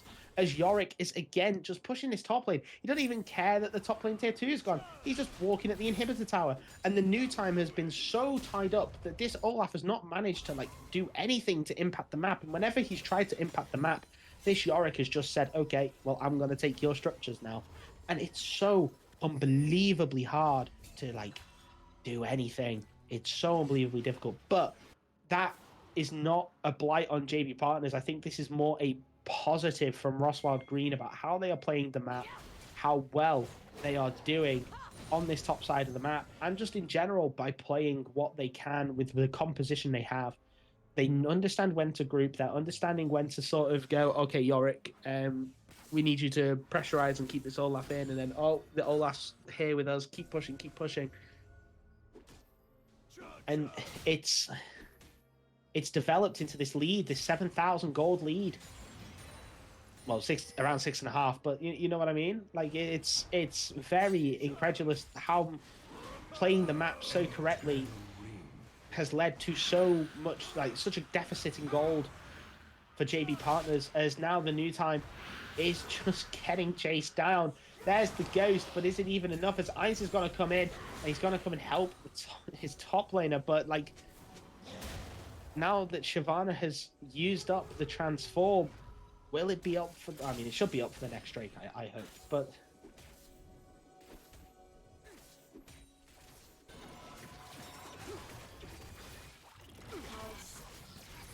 We do see now ROSWILD Green move into the Atacon. And I don't think there's going to be much of a contest, if any, from JD Finance. Cubis, he's on the prowl. He's constantly pressurized, and this is incredible Yorick gameplay. I mean, call it boring, call it whatever you want, but like you still have to play the champ you've been drafted, or that you drafted for yourself. And this is the new time now, just trying to take time to beat down on the Maiden, but the Maiden is just life-stealing up so much as Jin smites down. I know, I think it was actually Ainz that smited down the Krug, but they just left the rest open for Knight and Jin to pick up. And Gusano now is clearing the wave right in front of Vision, right in front of the faces of JB Partners, and they're so scared to engage onto anything. And with this, it's exactly kind of how I spoke about it, in the sense of JB Partners. The Caitlyn lane sort of got ahead, but then sort of didn't. As that's a nice stun actually by Ron Wheatley onto the Orianna. But this is what I mean. The Rod of Aegis and Seraph's, like, it didn't even touch Orianna. Orianna's like only down to 3/4 HP off a full echo combo. It's so, like, yeah, it's just so demoralizing when that happens. Like, okay, yeah, it's maybe not a full echo combo with the ult damage and everything, but still, it's like, that's all of your basic abilities with Sheen as well. So it's not even like you're missing a, oh, interesting. But it's not even like you're missing like a, like a key item. Like maybe Lichbane gives you a lot more. But the fact this Orianna is 3 items and this Echo is only 2, I think really it's just a story of the suffocation of mid lane. As we see, got to mate. Just going to clear mid wave, move down to the Drake.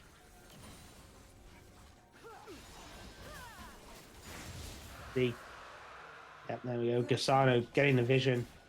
JB Finance and Partners grouping together, probably praying that their partnerships together can try and salvage something from this game. But Screamdo, oh my god, he's so slow from the Wind Becomes Lightning and everything. There's the flash Unbreakable Will, but it doesn't even matter. The Wind Becomes Lightning snipe from Jin means that the cow goes down.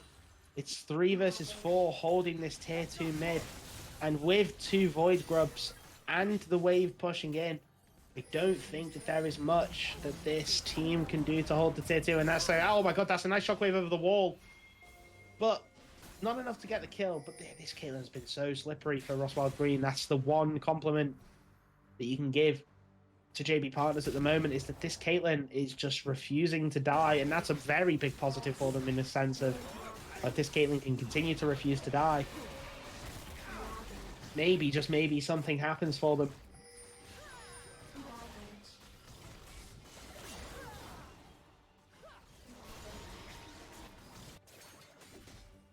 But ROSWILD Green turn their attention to the Baron. Looks like JB Partners are not going to contest. I think they're slowly recognizing that the position that they're in is just one of turtle, and pray that maybe Caitlyn 3 or 4 items can salvage something, or an Echo with an amazing assassination can do something. Boom, headshot. But the base is coming for ROSWILD Green. All 5 members Baron buffed up. 9,000 gold leaders. The tier 1 in the top lane is taken back by JB.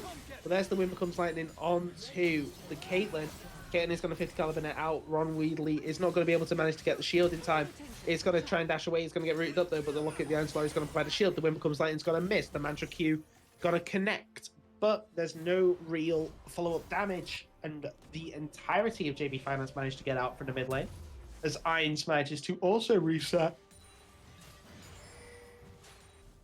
in the bot side.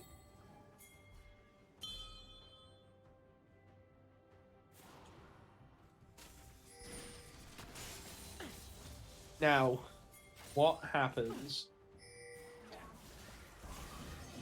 here?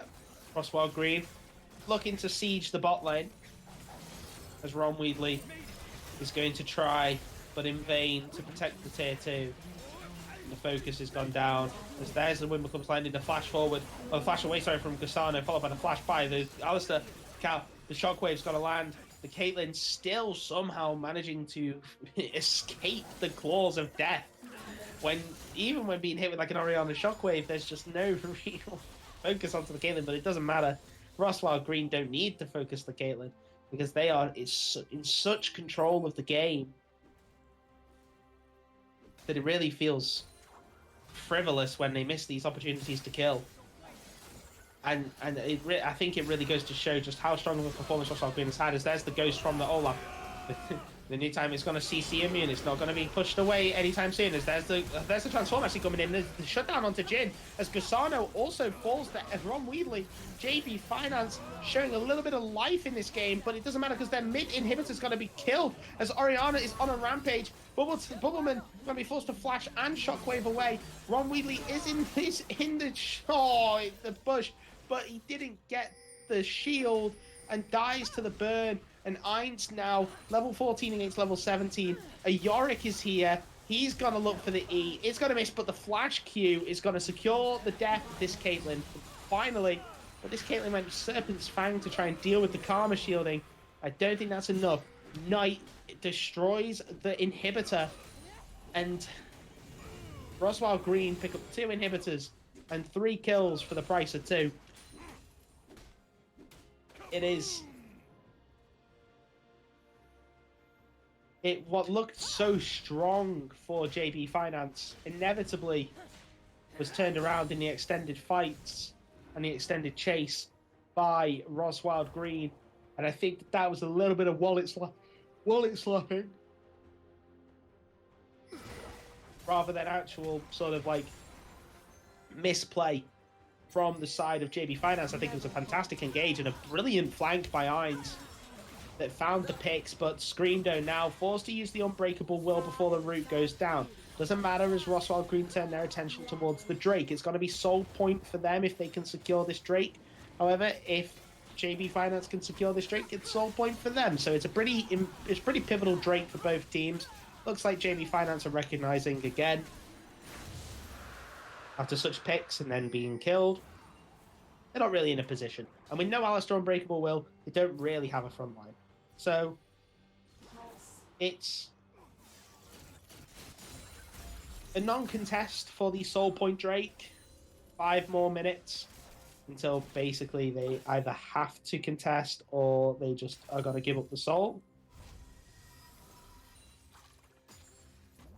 Whether it looks like ROSWILD Green are turning their attention to the top side as 4.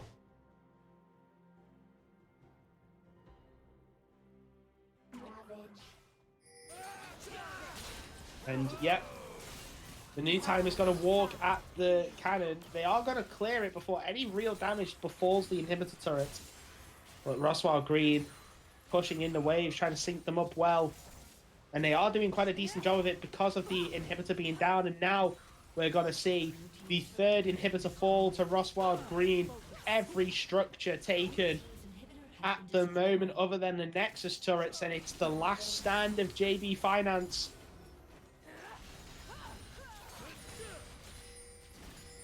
The Hullbreaker buffing up the super minions as well after they removed the need for you to be isolated. Means that this item has just gained a whole new strength as RWDG manages to find a engage onto Gustano. Irons is going to go forward, but the ultimate from Jin is going to isolate the cow. The cow's going to move forward, it's going to find the Karma, but RWDG goes down, and so does the Caitlyn, and so does JB Finance, and so does their base. All, well, 4 members down. The new time, the only man left standing. Doesn't matter. ROSWILD Green take a nice 2-0 over JB Finance. And it was probably one of the more controlled victories that I've seen in Zenith League. As soon as the lead was taken, I don't really think it flipped. And this Yorick, I think this game was the MVP, even though a lot happened on the bot side of the map. I think just the pressure exerted by this Yorick was something else. And we will now... well, you can now look at the scoreboard with the updated... Well, not updated results. It won't be updated fully, obviously. We can talk about the updated scoreboard in which ROSWILD Green...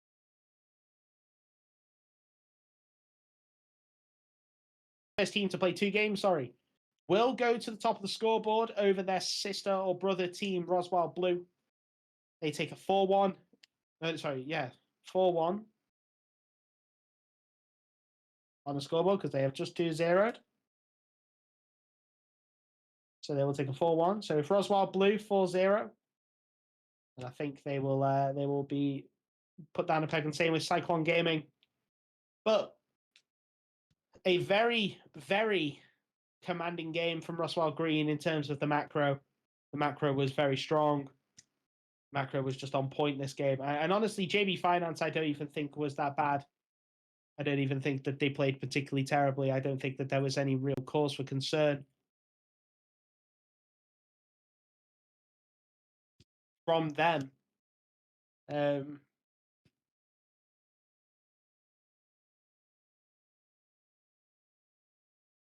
But a very strong game, a very clean game. I think it's, yeah,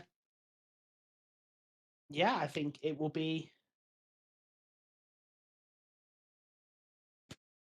an interesting season for ROSWILD Green and also for JB. I think JB Finance have a lot to be proud of in that game. I don't think it was necessarily as big a stomp. I think it was just a controlled suffocation out of the game. I don't think there was any necessarily any reason to be sort of, sad about it. I think it was probably just maybe just knowing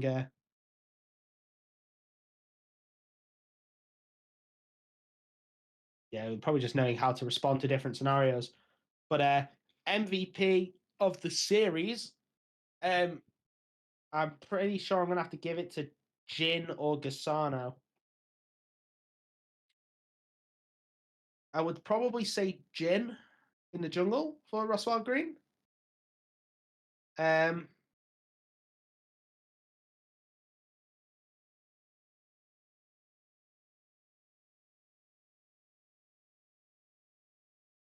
But if you personally say Gasano, I don't think I can really argue much against it. I think it's one of them. It depends how you view the impact of what they did. So if you believe that Gasano had more of an impact than Jin, more than happy to, that's your opinion. You can have that opinion, and I wouldn't really argue against it that much. However, in my opinion, just Jin had that little bit of a little bit more sort of.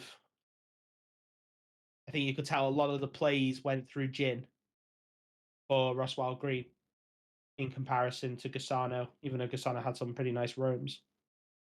However, I'm not 100%. I think I don't know if we are going to go straight into the next game, or if we're going to have a 5-minute breather. A low key, I'm praying for a 5-minute breather. Okay, so we are going to have a 5-minute breather. Thank God. Okay. Whew. I have time to grab another drink and everything. So we are going to have a 5-minute break between games. So, but coming up is ROSWILD Blue against Dangerous Game. So don't go anywhere, because we have another set of games to play. Yeah. We will see you in about 5 minutes.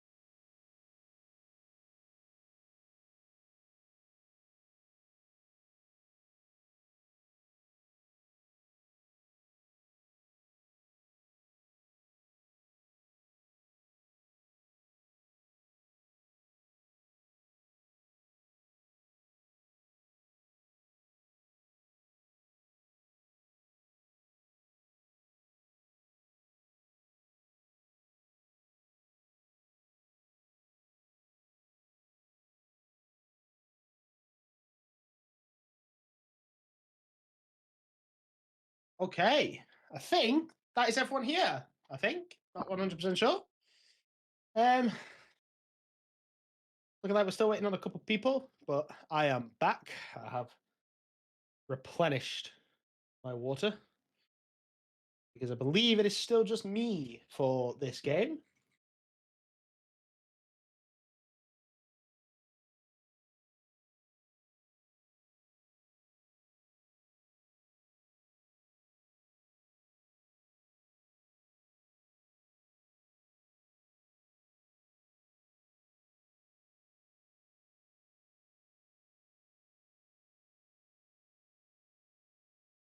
So we have ROSWILD Blue against Dangerous Game.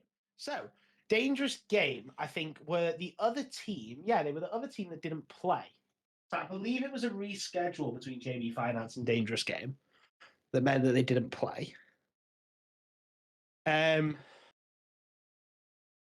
obviously JB Finance will go towards the bottom, just beneath Observant Force Junior, going 0-2. We are just waiting on the draft. Dangerous game. This is their first game. ROSWILD Blue, we have seen it before. It was the absolute banger, I believe, against Kuwaita Guardians Academy. And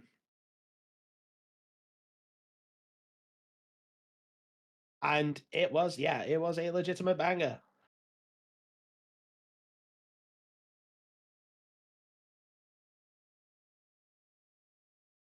So hopefully they can provide us with another.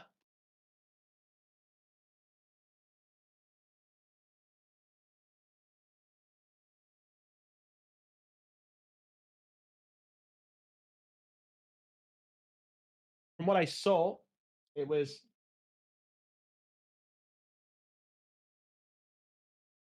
pretty much 5v5 again, a little bit like ROSWILD Green's drafts.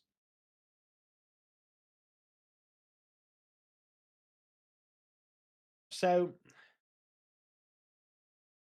we will definitely be waiting and seeing what they decide to draft.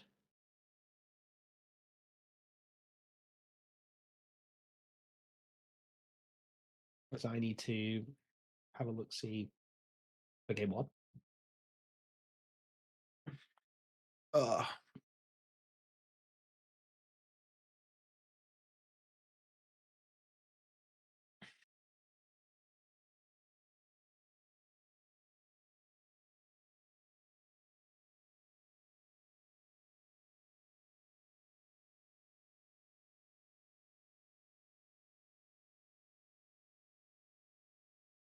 Yeah.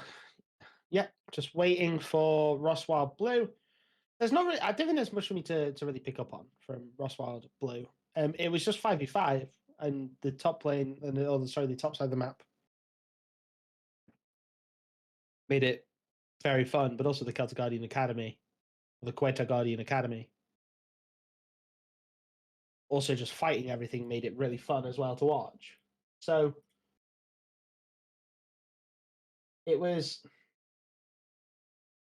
It's hard to get a gauge on a team, but also as well, it is really, really early on into the split. Teams are still.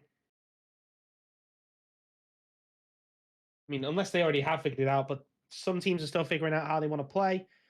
Other teams are a lot further ahead and are just like, knocking out the cracks. So you have to really give teams a little bit of a chance to get going, ramp up, see if they want to test things.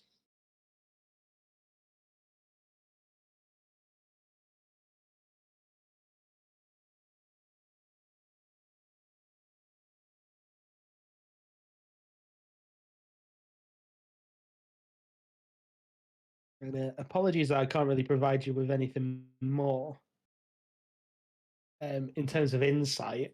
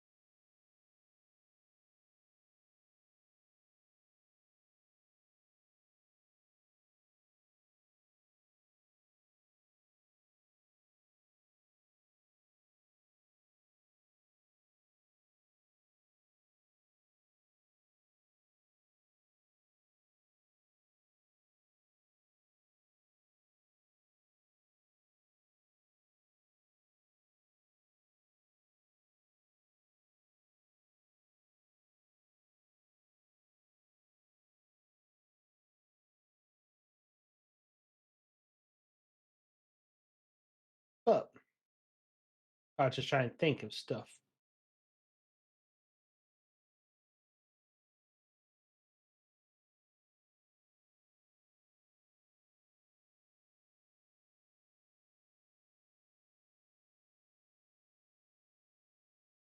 I'm just trying to think of I mean, you know what? Let's talk about what we want to see. Okay, so what we want to see. But what I want to see, I want to see. I want to see ROSWILD Blue continue with their sort of focus on these 5v5s. I want to see them really show the prowess that they showed against Quetta Guardians Academy. By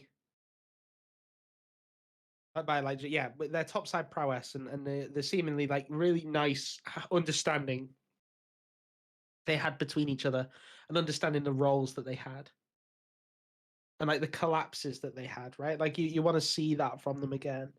But also, do you want to see like you could ask and want to see the pick something else, like or look for something.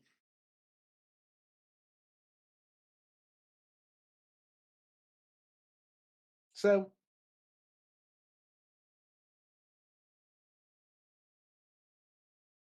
oh sorry, look for I should finish that thought. Look for something different, as we are.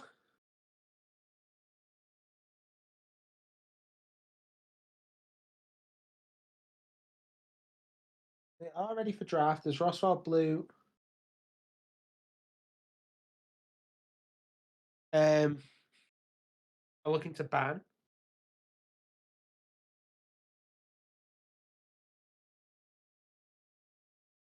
As I think there's a little bit of miscommunication going on. Oh no, never mind. We've seen a Kaiser ban.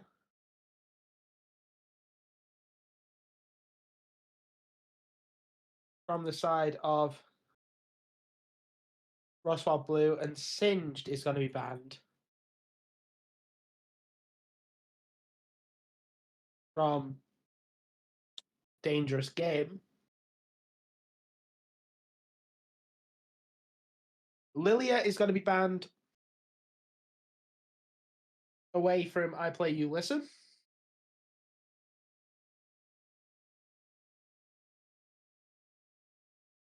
And we're seeing a Wukong ban from Dangerous Game. I think Wukong is again one of those champions where he's really strong at the minute. Always a good ban, always a good just generic ban. Even if if you don't know what to ban, Wukong is always a good option. We're going to be banning away the Xin Zhao. So a heavy focus on this jungler.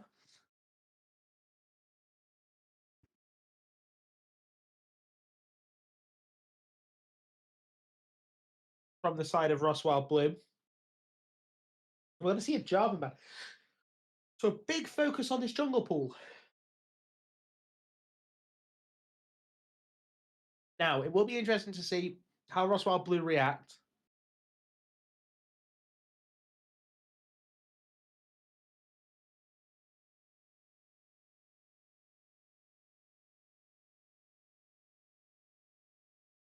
So we are going to obviously wait. ROSWILD Blue very much taking their time with their first pick, as it is going to be the Sivir.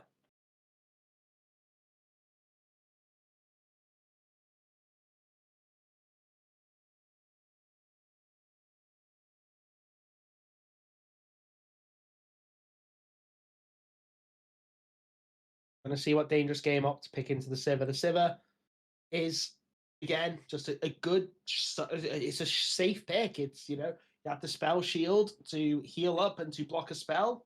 You have the on the hunt to increase your movement speed. You have just really good wave clear, and you have really good scaling. I mean, Sivir is just a very strong pick, and it's going to be matched with the Jhin, which I don't like Jhin, especially early on in drafts. I think Jhin is one of those champions where you need to see the rest of the draft play out. Because if, just for argument's sake, say for ROSWILD Blue now just pick 2 tanks. Like, what does Jhin do? But let's harp on too much about the Jhin pick, as Pantheon is locked in.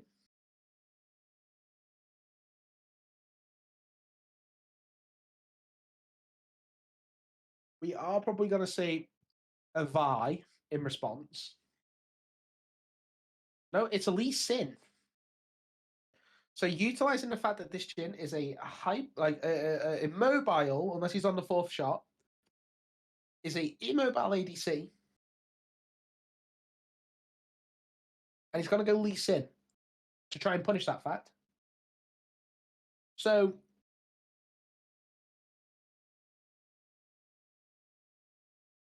the Braum as well. This is what I mean about the Jhin pick early, right? So now you've got to deal with Lee Sin, who's looking to flank around and kick you. And then you've got a Braum who can just tank your fourth shot with an E. And just tank your entire ulti with E.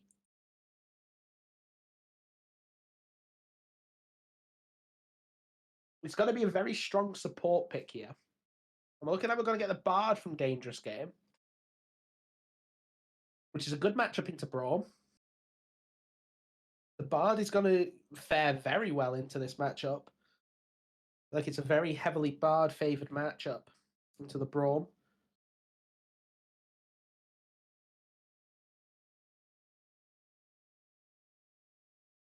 As we move into the second round of bans. Looks like, yep, Dangerous Game definitely watched the stream yesterday. They have banned away the Cho'Gath. The Talia is going to be banned from ROSWILD Blue. And again, I will repeat my thoughts on Talia, and that Talia is a very strong champion. Ornn is banned away also from Dangerous Game. By Dangerous Game, sorry. Which I respect. I think getting rid of two very big tanks is exactly what you want to be doing. And they are probably planning to pick away something like the Scion.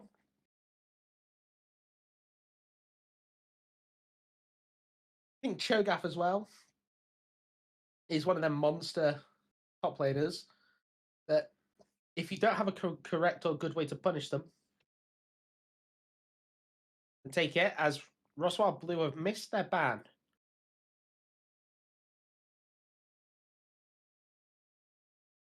I'm going to assume they're just going to tank that on the chin that they missed it, rather than try and say a champion is banned posthumously. As Hui is locked in for Dangerous Game. I think Dangerous Game is going for a, ironically enough, Dangerous Game. This game, I feel like their scaling is quite good with the Jhin and the Hui. Like, you can't ignore that Jhin does scale quite well. However, I think that the Pantheon and Bard is not a sufficient frontline. And if ROSWILD Blue, which they're more than likely inclined to do, they're going to pick Cassante, who's another tank, and they're more than inclined to also pick someone that can build Rod of Ages in the mid lane. And honestly, there is a champ that I'm thinking in my head that could possibly do very well here that is not particularly played much. Probably doesn't build and does build Rod of Ages if it can. But we'll wait and see what ROSWILD Blue decide to pick.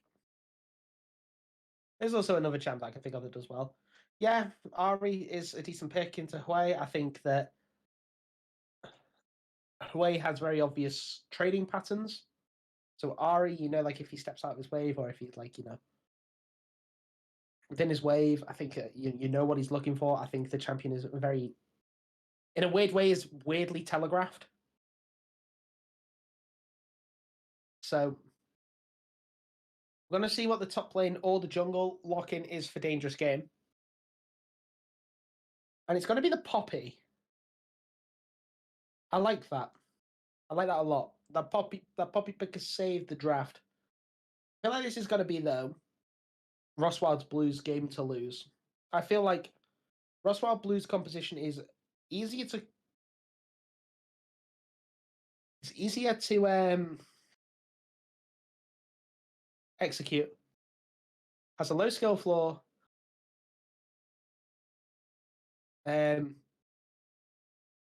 Pretty decent skill ceiling in order to execute. Whereas the Dangerous Game composition, I think, has a pretty high, has a bit of a higher skill floor, and also a lower skill ceiling, or like a lower ceiling in terms of what it can do. They're just waiting for the final ready checks to go up.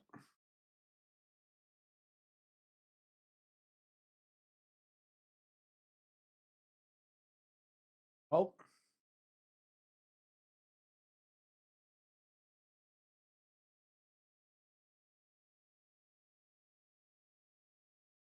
Like things are going wrong. But I think it might have been a bug. Yeah. I was thinking it was a bug as soon as it happened. There was a little bit of a bug in the lobby, but it's all good. We are now on our way into the game.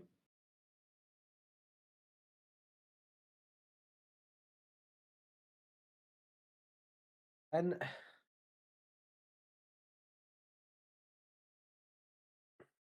think this is going to be a highly, highly interesting game. Because I think a lot of it is going to be between the carries. As in, on both roles, I think that both teams have set up really well to a point where where they can enable their carries. But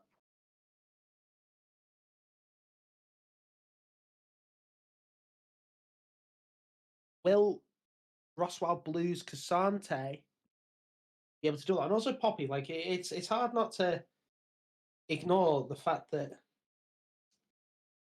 Poppy and Cassante can still do things, right? So as much as I think that Hui, Jin, Sivir, and Ari, respectively, are going to be kind of the main focuses of this game, it's hard to ignore the Poppy and the Cassante. This Lee Sin could find some major kicks, but also the Pantheon could find some major stuns. So it is going to be one of those whereby we have to watch everyone. Because everyone has a part to play. And I think everyone can, if you have a standout game on any one of these 10 champions that we have locked in, it can be game defining.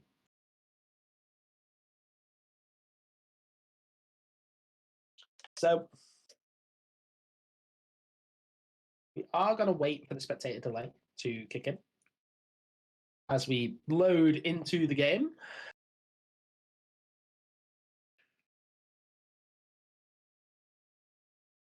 Have another 2 minutes and 30, and I'd just like to extend a question to the chat that, who do you guys think won draft? Who do you guys think looks strong? Who do you guys think is going to win? Who do you guys think, who are you backing? Who are your boys? Like you can even be, just like, even if you don't think they win, you can be like, well, dangerous game of my boys, I'm going to back them. Or, ROSWILD Blue on my team, back them. I think, personally for me, I think ROSWILD Blue has got the upper hand.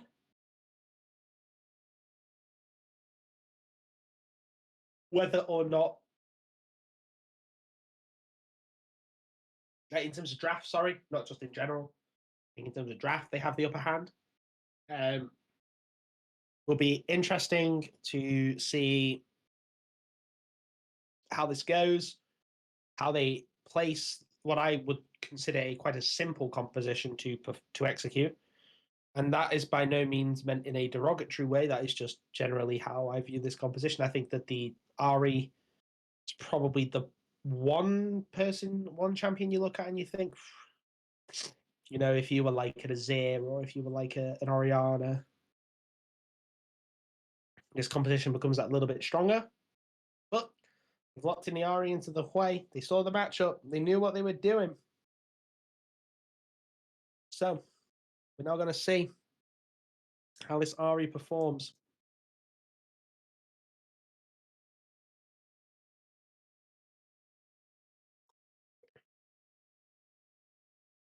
Also, we'd just like to give a little bit of a shout out to ROSWILD Blue about not being finicky about the fact they missed a ban.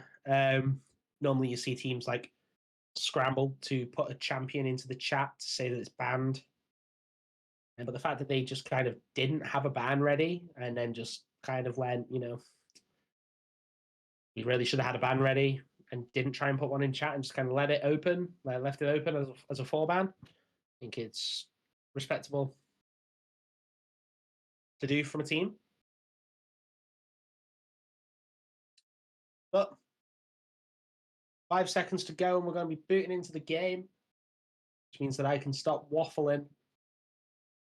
And I'm gonna, and I will assure you that people will agree with me, people will disagree.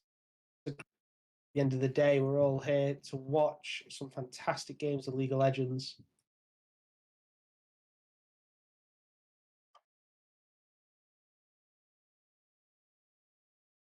You see, who has won the skin war? I think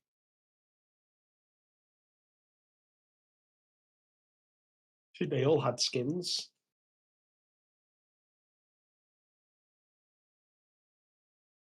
We are now into game number 1 of ROSWILD Blue versus Dangerous Game.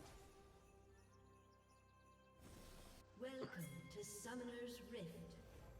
Gonna see very standard 5-point coming out from Dangerous Game. And also from ROSWILD Blue. Seuss. He's looking to get a ward into I Play Ulysses Jungle. I think he's just going to be promptly denied. There's actually gas for mention. It's going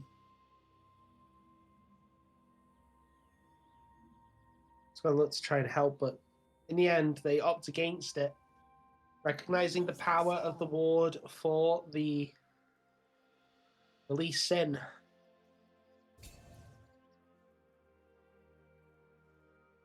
Ward placed by Bard.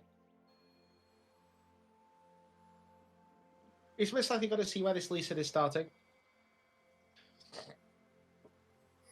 You'll probably see the pings going down. Yep, the pings, I mean, it's from blue side. They know that the ward is there. So Lee Sin, yeah, there's the red side pings now. They are pinging away that the Lee Sin has started there. It seems like they know. As Braum is going to walk forward.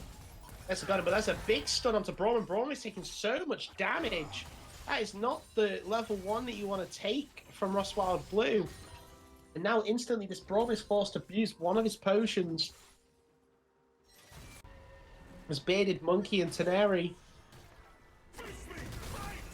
using that Strock 1v1 and that big stun that Bearded Monkey found on the Bard. As they reach, well, Bearded Monkey, thanks to the Chime experience, which is level 2 very early. You can see Samichu find some chip damage with the orb.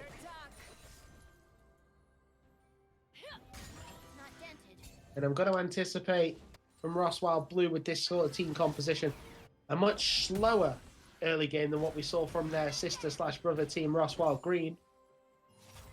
And I'm going to expect to see from Dangerous Game very, very high amounts of action as Bearded Monkey is going to fall very low, and it's the first blood to Seuss.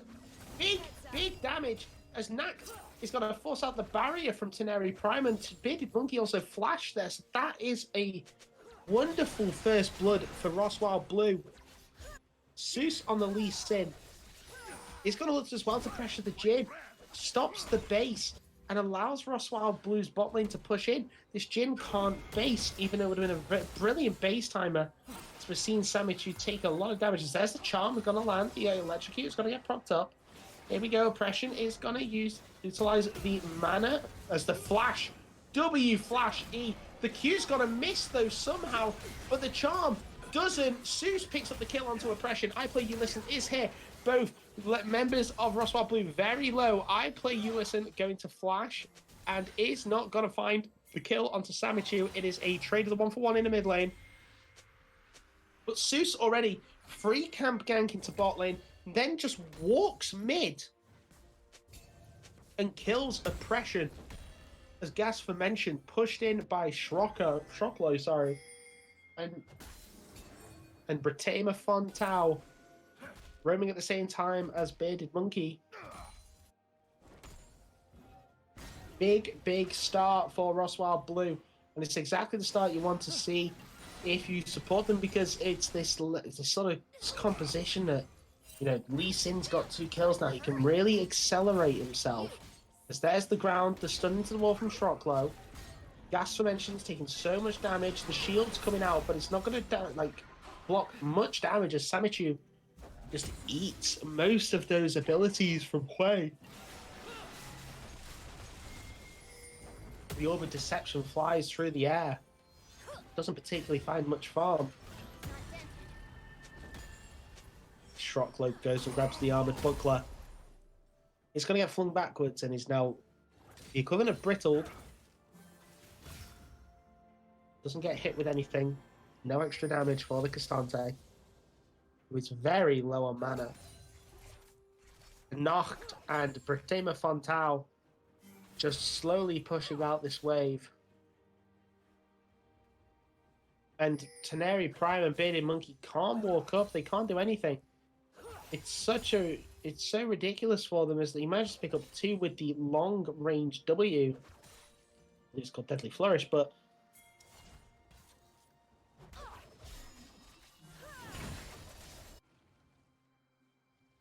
yeah, this is a very strong early game from Zeus.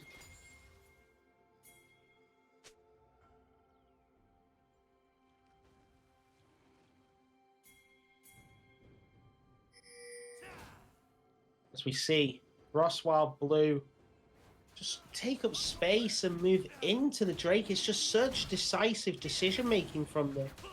And they realise that they can just leave Lee Sin to go and take Drake on their own. Pantheon is on the way, but he's spotted out of the ward to Britema Fontal. Moving back up, Bearded Monkey also moving up. Teneri Prime now has the move because Noct is not hard shoving. Zeus forced to use the control ward and the dash away, but Noct now moving up with Britema Fontal on the Braum. Nothing. And yeah, it just looks like it was just a contest to try and slow down the tempo that it felt like ROSWILD Blue had.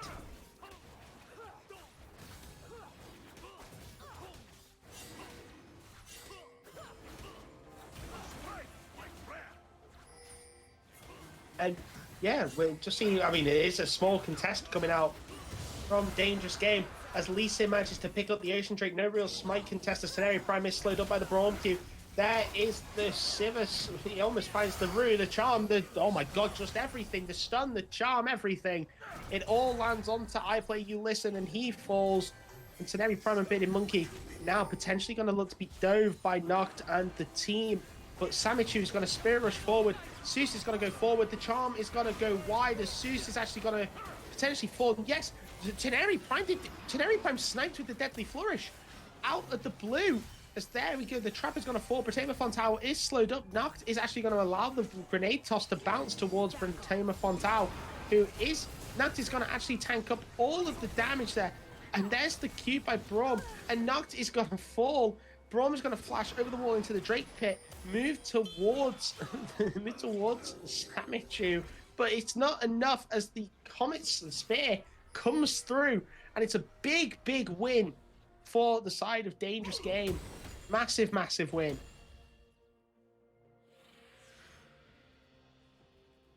And we see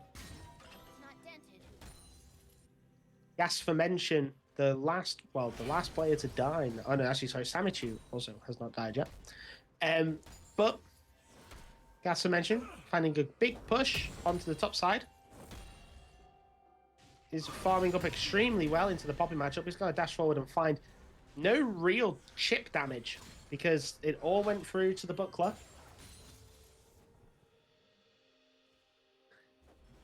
As Britema Fontal now is look to assist with a form of dive as the Winter's Bite is going to miss. I think he's actually here just to help Gas for mention push out and back away. Some more cooldown reduction for the, oh my god, I've forgotten its name. The Q, it's the it's the funny strikes. I'm actually gonna figure out what it is. The Samichu. Oh, that was a weird interaction. Flew out the Charm before being dragged away, so the Charm did manage to hit. So Samichu now equaling the damage onto Oppression as Britema Fontal now and Bearded Monkey are going to have a little bit of a supportable combat in the bush.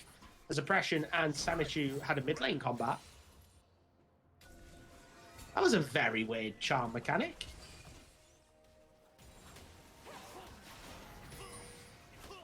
As we see Seuss now starting up the Void Grubs, and Bratema Fontau is there. And so is the rest of ROSWILD Gaming Blue. As I Play You Listen's actually going to get engaged upon, rooted up, the charm's going to miss, doesn't even matter, because the Spirit Rush is there to follow. The Spirit Rush is there to follow on to both bid into the 1v1 against Teneri Prime. And Teneri Prime is playing around the vision so well, and not just sitting on top of Teneri Prime, but it's not enough. The 1v1 doesn't go the way that Noct intended. Dies solo to the Jhin. But ROSWILD Blue, massive win in the top side just for Noct to die to Teneri Prime in the bot side. So in the end, evens up the kill count. All 3 grubs go towards the side of ROSWILD Blue. And to be honest, if you're the side of Dangerous Game, you probably wanted those grubs just to help you, because your tower damage is already a little bit not there. So the grubs damage, extra damage would have helped. Shroklo doing so well into this lane. Here we go, I Play You Listen is here. There's a stun into the wall from Shroklo. Shroklo still has the steadfast presence. There's the ground, there's the root, there's the ultimate. It's Gasformation's actually gonna unstoppable his way out, but is not gonna find the escape with the all out. Into burn the ultimate, doesn't find anything, gets killed on the gank.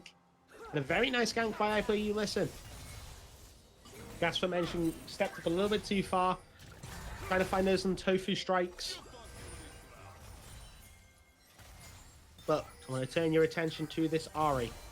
Malignant complete, as Seuss is almost going to find the kick. Bearded Monkey forced to flash away after finding the stun onto Fontau.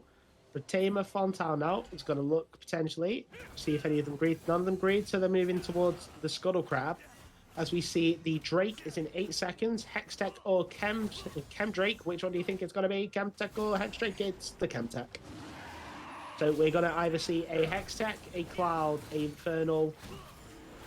Hextech, Cloud, Infernal, or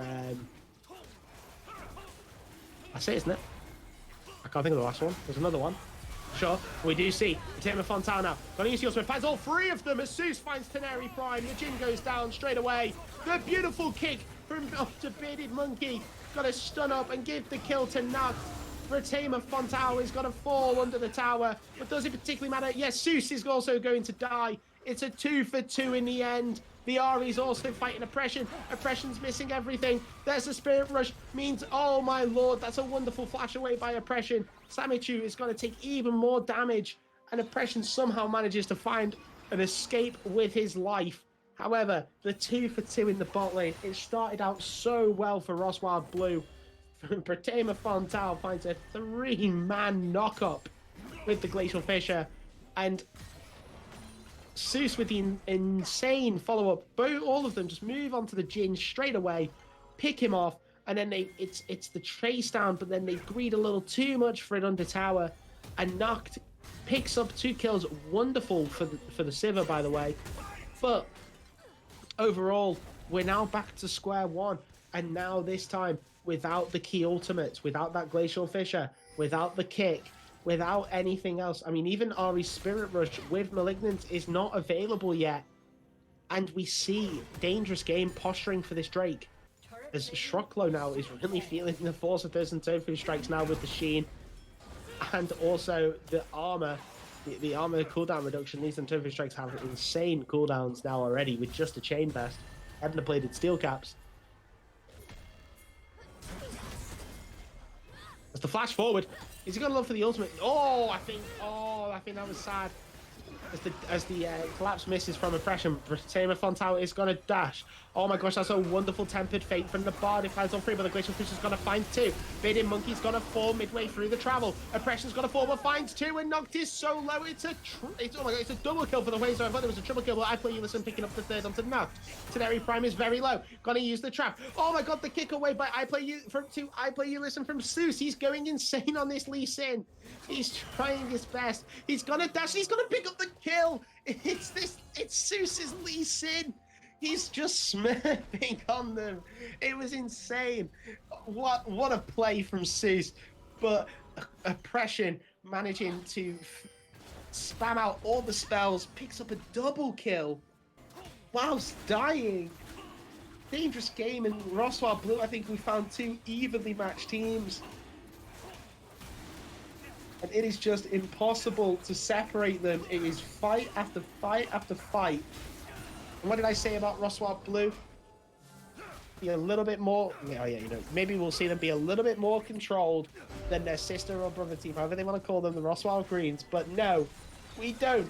They are just as adamant to fight.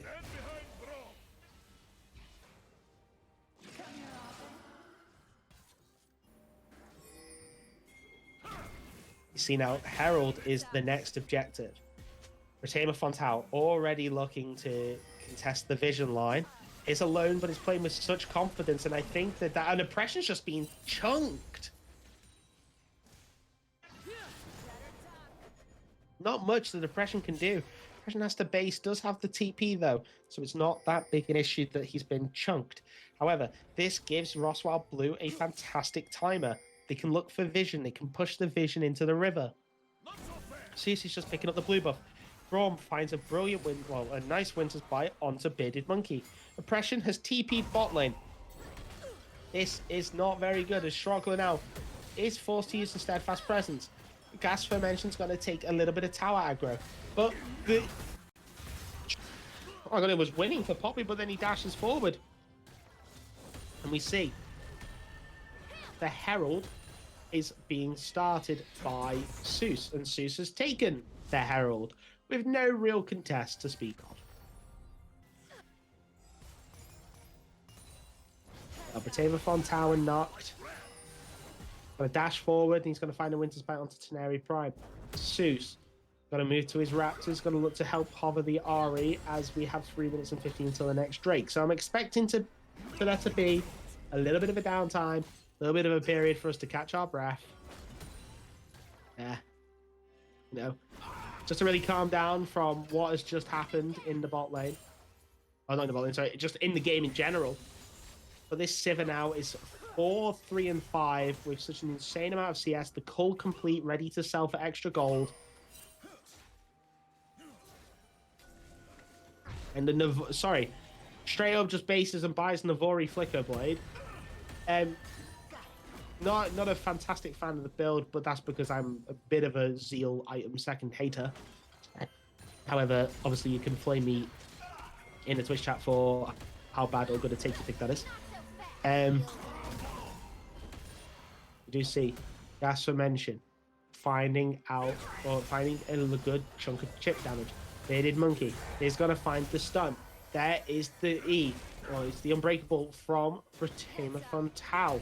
He's going to dash backwards, and this Zeus with the flash, and it's a fail flash, I think.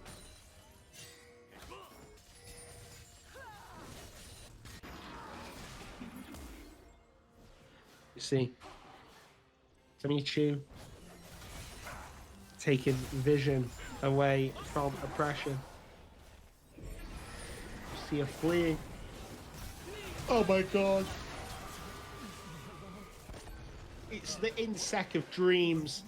I mean, it's a 1-for-1 in the end, and they get the tier 1 tower, but it's an insec of dreams, and I chose to yawn at possibly the worst time as oppression caught, killed, and collected. But to be fair, did manage to pick up the 1-for-1.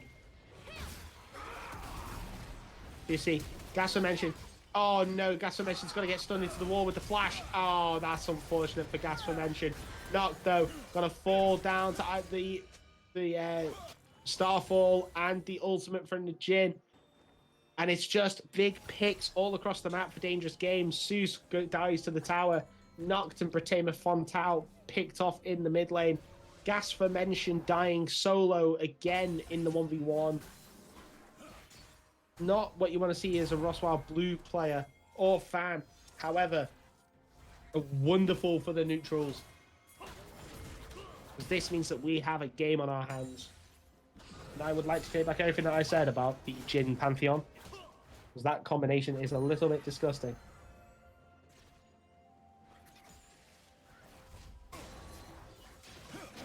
You see now, teams starting to slow down a little bit.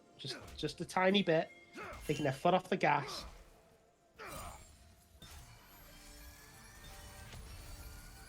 Do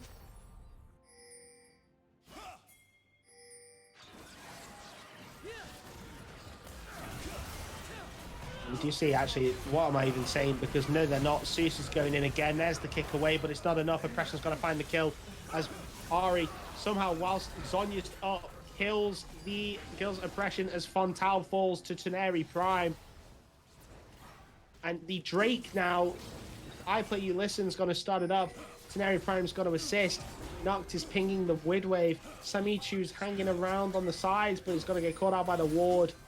I don't think there's any angle of contest for the side of ROSWILD Blue. They just have to be thankful. Oh, and there's the stun into the wall. And it's the big collapse onto Samichu. Just contesting when Noct didn't really want to. Didn't have the backup. The tier 1's going to fall in the mid lane, but at the price of the Mountain Drake. And 3 kills going over to the side of Dangerous Game. The Strockler now, the Gas for mention, are going to have a little bit of a fist fight, but you can just see how little damage they do to each other. Like, it's ridiculous how little damage they do to each other, but then when a tank gets on top of like an ADC, they deal so much damage. However, this is, I am acutely aware that this is Cassante without Fallout.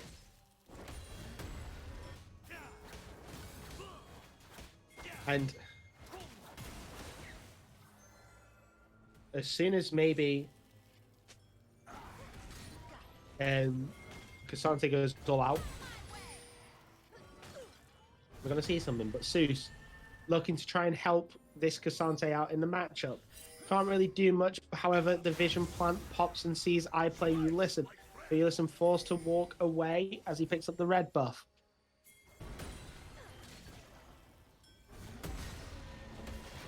Now see Gas for mention is got to stun up the Poppy. Poppy's got the steadfast presence. There's the all out. And oh my god, and that's a wonderful kick to cancel the Poppy ultimate. I don't even think it was a Poppy ultimate because I think it's gone on cooldown, but I swear I saw it being charged up slightly. But a wonderful kill, a wonderful gank by Zeus, really helping out this Cassante. And now Gas for mention can take the top tier 1 whilst Dangerous Game posture for the Atacon. Samichu forced to use the Spirit Rush. Noct is forced to flash. There's the flash stun by I Play You Listen. Tempered Fate gonna find Noct. Noct can't do anything. He's caught out. And now Bratema Fontau on the backside is caught out, but also has Zeus. Zeus is here, but the Grand Starfall's gonna find Bratema Fontau. Bratema Fontau's gonna fall. Deadly Flourish is gonna find Zeus, but the bot is gonna fall. The fleeing from oppression. Gas for mention. He's not here, but he doesn't have it all out. He's only in his full tank form. Samichu forced to flash away with no Spirit Rush. Is gonna find, oh my god, he's gonna find the W onto oppression. Oppression falls. I Play You Listen. The Orb of Deception is not gonna find any damage because of the E from Pantheon. They're stunning to the wall for the TP Nick from the Poppy as Gas for mentions, and there he's the last one surviving. He's got the Freeman stun. He's found Teneri Prime. It's a 5 for 3. For the side of Dangerous Game, they can't do the Atacon though. What started out as an Atacon contest ends in a butchered ace, but still 5 kills for Dangerous Game for 3 for the side of ROSWILD Blue. I can't get my words out, my tongue's all tied. That fight went on for so long that Poppy had time to get picked off on the top lane. Zeus to walk down with no upgraded boots, come down, find a pick, die, and then have Poppy TP in and find a kill. That fight was so long. But we see ROSWILD Blue now. they're setting up for the Atacon themselves. Well, actually, no, sorry, they're setting up for the Scuttle Crab that can see the Atacon. Free vision towards the Atacon to see who's there. They're getting vision around the Atacon now as Oppression's on the top side of the map. Does have the TP whenever ready. Fatema Fontana, they don't know they have vision in there. They're all setting up for the fight. There's a big stun onto Noct and Seuss. The Q from the Lee Sin is going to start the Atacon. There's no way that they're planning on doing this. Fatema Fontana's forced to use the shield. Here we go, Shrogler's going to dash them back in towards them. Here we go, the final curtain call, from the Jin. Is going to use it, and the fourth shot is going to land directly onto Samichu. Samichu has been absolutely chunked as Noct just steps too far forward with no front line, and Gas Dimension is on the back line. Does have now the Quay ulti on top of him. Can't actually ult through the wall. However, that W is going to deal a lot of damage through everyone.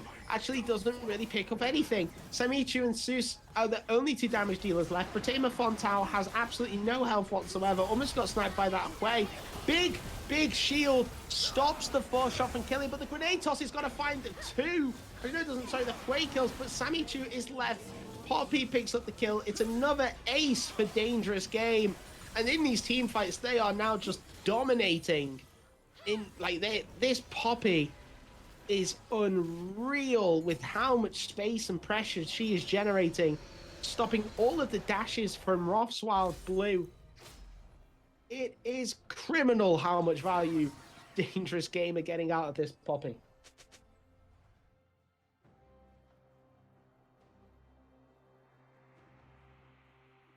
Now we do see the resets coming through.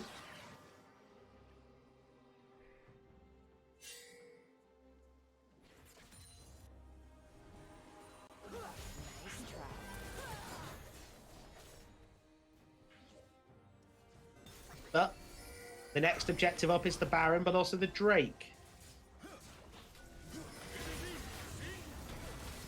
You see Braum now potentially getting caught out. Bard finding a big slow, already 3 levels up on their support. But we do see a very strong position from Dangerous Game. They're controlling the space, especially with this Jhin. See Gash for mention. Gets hit by the Armored Buckler. Troclo, picks up the shield and does absolutely 0 damage. Well, it does actually damage to the Poppy. There's the tier 2 has fallen down in the mid lane, but there's no smite. Red, and as well, we do see iPlay Evelison picking up the Drake.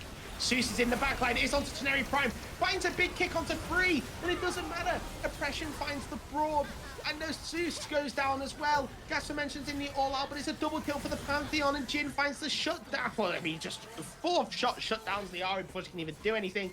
Cassante follows suit, and this team, tier 2, ROSWILD Blue, the team that looks so good in team fights in day 1, is falling apart in these team fights in day 2 as Dangerous Game just dragged a team competition like this, where they just basically walk at them, and it's doing absolute wonders. They've generated a 5,000 gold lead, and it's looking like they're going to take the Baron, looking like they're going to, and as well, they have structures to take all of the tier 1s on the outers of it. Every lane, top, mid, and bot are low. Gas for mention, Seuss, Samichu, Noct, and Fatema Fontana. There's the first tower going down. This gold lead is about to get even scarier for the side of ROSWILD Blue, but ROSWILD Blue definitely aren't out of this game just yet. They still have the chance. They have a Sivir. This Sivir has got 225 CS, very strong, has a lot of farm underneath her build. 10,000 gold lead. Oh, sorry, 10,000 gold lead. 10,000 gold in her pocket. In her items, and she has 500 gold ready to spend. She's just going to keep on farming up. She's finally got that Infinity Edge now, so she can buy this Jhin.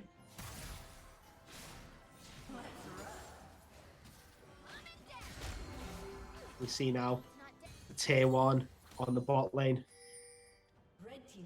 It's going to fall.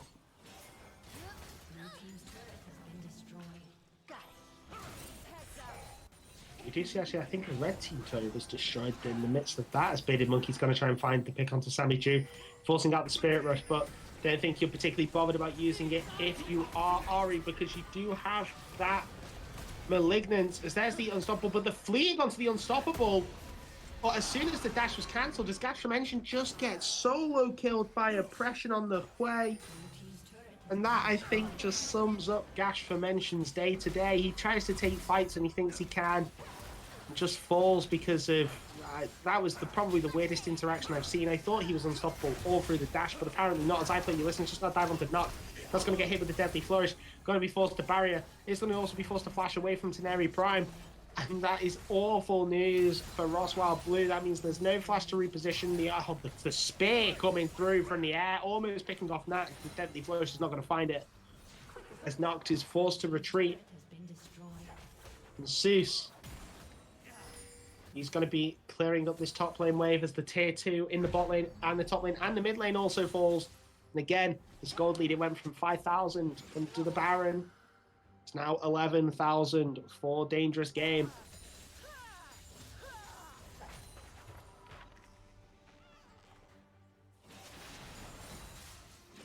Now, if you're ROSWILD Blue, I think what you have to do is you just have to wait for your Sivir to get this LDR. Wait for her to start being able to deal damage to this Poppy. Because if she can start dealing damage to the Poppy and using these ricochets to get through, maybe, just maybe, you have something to play through and play for. But Noct, as there is a nice Winter's Bite, slowing down Bearded Monkey on the chase to Zeus. Zeus going to hop over the wall. Nice and clean.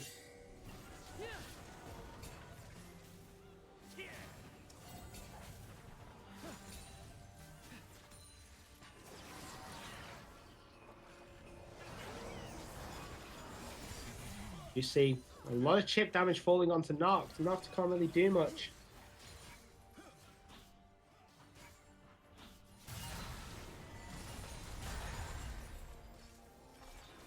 As we just see Dangerous Game. They are going to push these waves as the Charm did land as I play. You listen, good chunk of damage.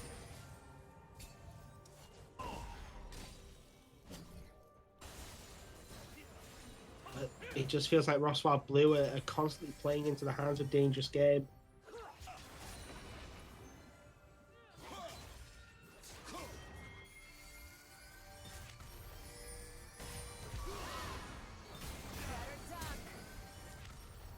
Seems like Zeus is potentially trying to catch out Shrockwell here. Not going to find much joy.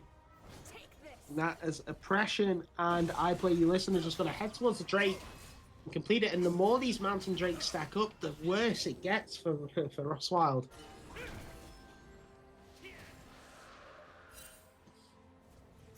The third Mountain Drake, I should say, falls the way. That was the one Drake I forgot. Mountain Drake falls the way. As we do find potentially a pick onto Bearded Monkey, but there is a nice stun into the wall. Good Tempered Fate by so much time. The Starfall coming out as I Play You Listen is onto the backline. The Glacial Fissure forced to be used defensively as Zeus now is unable to find anything. There's a Deadly Flourish, and Jin now has the perfect position. The all out from the other side of the wall on I Play You Listen. Forced to go backwards onto Samichu, sorry. And Samichu is going to find the kill, but it's just the 1 for 5 and the potential pick. I mean, I don't know what the pick was going to be for, maybe to try and get the tier 2 in the top lane. The minions do it for them anyway, but that is the ace that wins them the game. It's the procession down the mid lane for Dangerous Game. They played a dangerous game, in my opinion, with their composition, but they win the highest prize, and that is the ROSWILD Blue Nexus. Game number 1 will fall the way of Dangerous Game. And ROSWILD Blue are a little bit shell-shocked after their 2-0 start with such a display of teamfight prowess.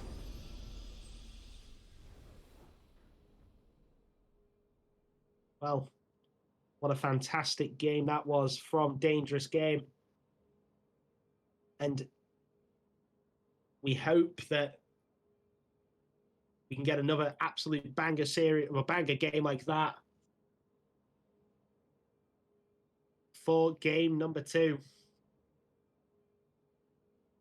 This way, absolutely disgusting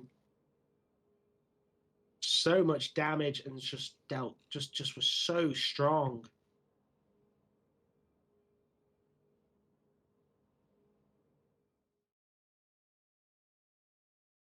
But we will wait and see for game number 2.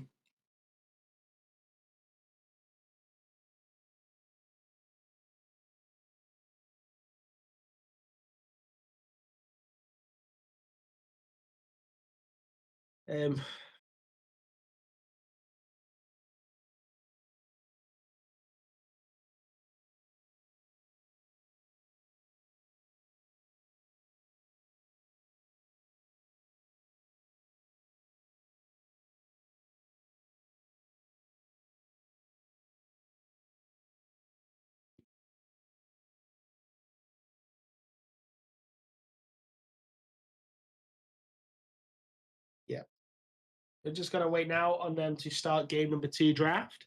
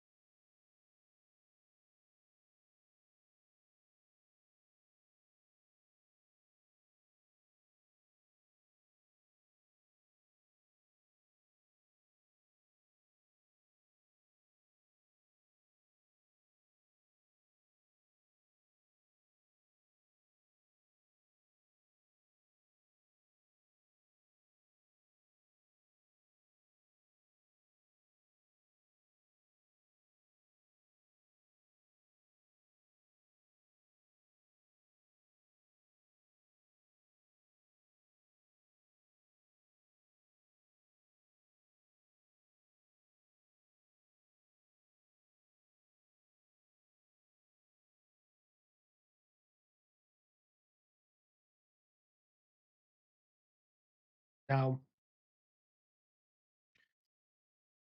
game number 2. Realized I could talk about what I want to see.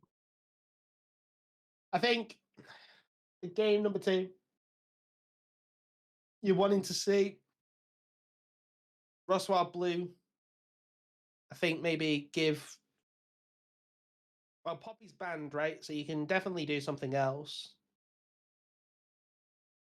Cassante was definitely the best pick, I think.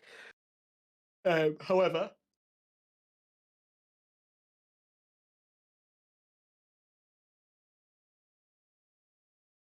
I think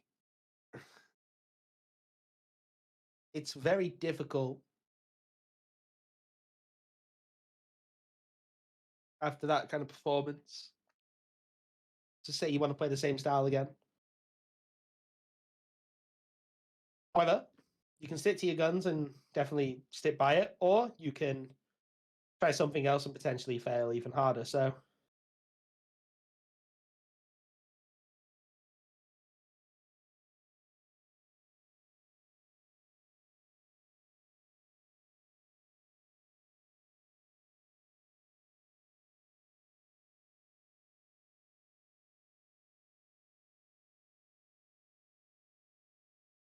we are already. Oh, sorry, we are all ready for bans. We are all into bans as we see ROSWILD Blue continue with their Kaiser ban. Dangerous game, singed ban.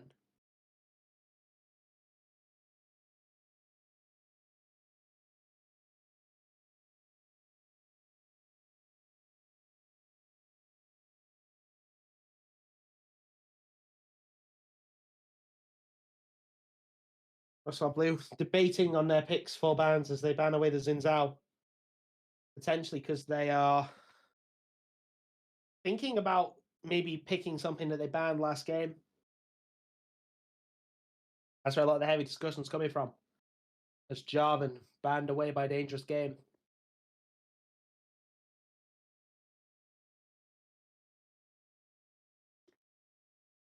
See what the final ban is for the side of ROSWILD Blue.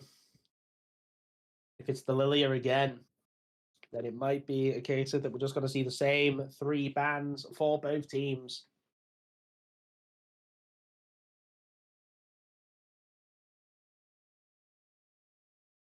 We're going to see a Karma ban, which is indicating to me that we're looking at taking away the Lilia, or they're thinking that they have an answer into Lilia. This dangerous game now, pondering their last ban. It's looking like it's going to be the Inara, taking it away from Noct.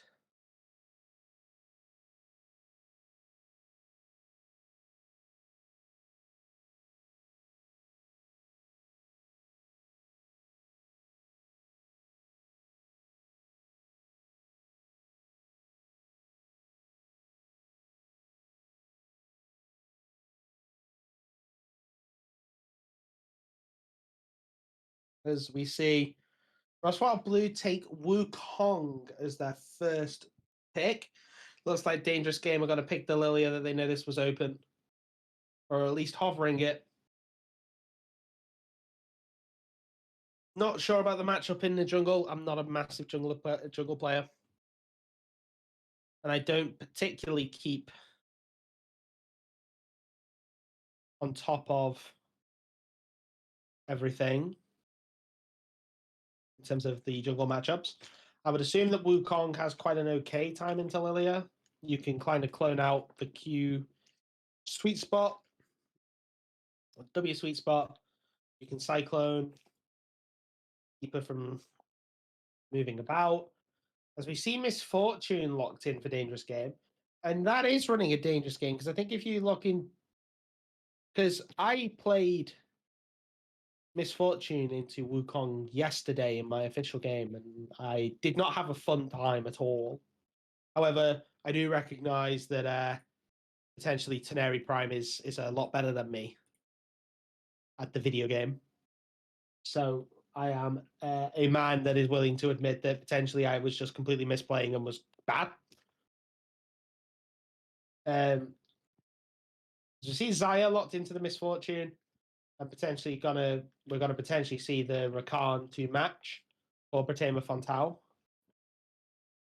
And I think that is pretty much the correct option. I don't think that that's a bad option per se. I think it's just one of them in which... Oh no, they're going to go with the Alistair.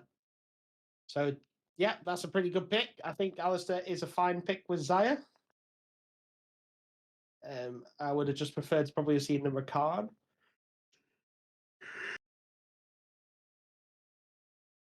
As we're looking at Maokai, but no, looking like it's going to be a Nico, who is extremely strong at the support role. And it is locked in. So Nico support, I mean, I don't know if any of you watched World's Finals, probably a lot of you did. Peter's Nico was crazy good.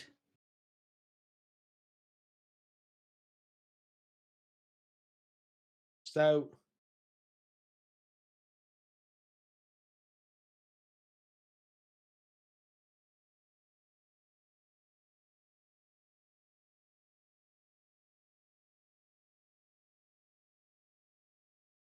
you're going to see bans as Cassiopeia banned away by Dangerous Game. Understandable why. The grounded for the Lilia, the stun for Lilia. Lilia kind of wants to run at you and run around you. If you get caught by the Miasma or by the Petrifying Gaze, it's kind of game over. Talia again by ROSWILD Blue. Again, I will hark on about how Talia is just a very strong, stable, blindable champ. Just big shove, big roam capability.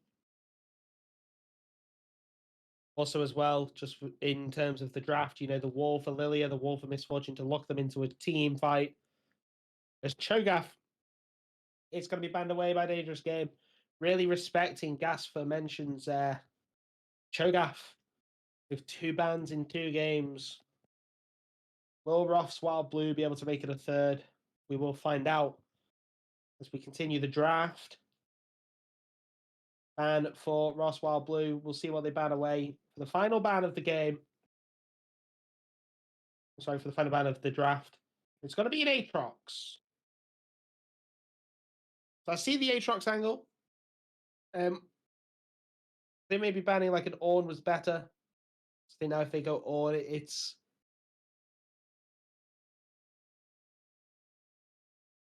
a rough day at the office for ROSWILD Blue. No, I keep saying ROSWILD, but like it's ROSWILD. ROSWILD Blue.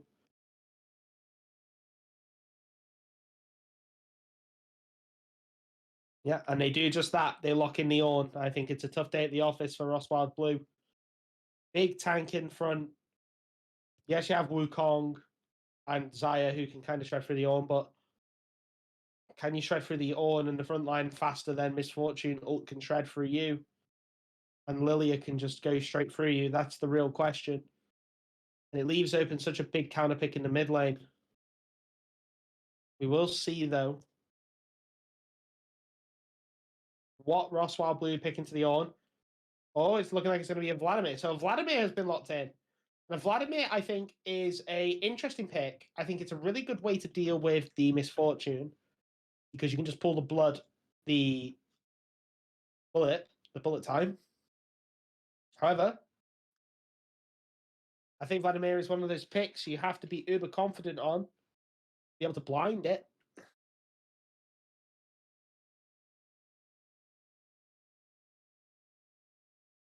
I think. Okay, so it's Vladimir top. So that is a Vladimir top and a LeBlanc mid. I don't know how I feel about that. I think that is maybe a little bit of a drafting mistake from ROSWILD Blue. However, I did also say they might get eccentric. They might try something they haven't tried before. And giving Vladimir to Gas for mention is truly something that they have not tried yet in Zenith League. However, Ornn is a tricky champion as Tristana is going to be locked in, and that is a wonderful last pick from Dangerous Game, in my opinion. Just really facilitates that Misfortune pick in the sense of that, yes, you have the DPS with Misfortune, but you also then, if the Misfortune gets picked by Wukong, or Wukong has to make a decision, does he go for the Tristana or does he go for the Misfortune? And Obsession had a very strong game one showing last game. So giving him something that can really hyper carry 1v9 as well, and quite early on, does a lot of damage early with the explosive charge. It's interesting. It's a very interesting way to play. It's a very interesting way to think about the draft. Yeah, it's going to be a very interesting game. I think as well, LeBlanc into Tristana is one of those weird matchups that you don't particularly see it that often. I think it's one of them where you're picking Tristana to try and match the push of W.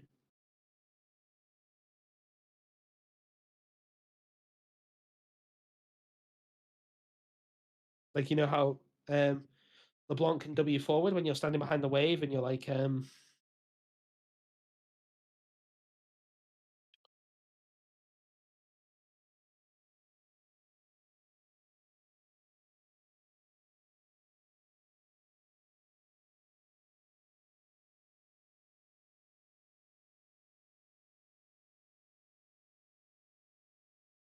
But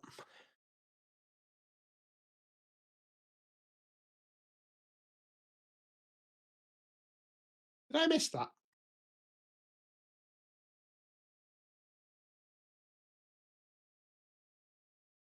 So I missed that completely. Turns out we have a swap in the mid lane. So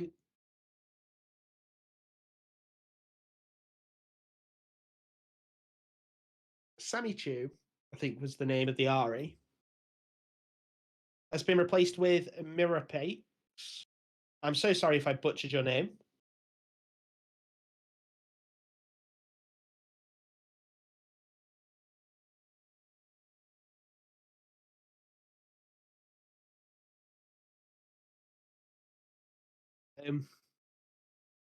So that could explain the change in.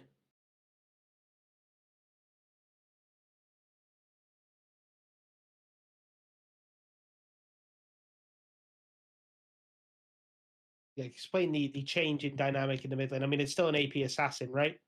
However, picking something that's a lot more early game orientated in the LeBlanc than something that can really help this Wukong and Seuss. Because Seuss was very proactive in the early game. And picking something like a LeBlanc who wants to push in, who wants to try and get the push, try and poke out the, or rather than try and get the push, rather, wants to poke out the mid laner, the opposing mid laner, and then really, really roam with the jungler. So picking something like that can facilitate Zeus, this could be a very, very, very scary duo.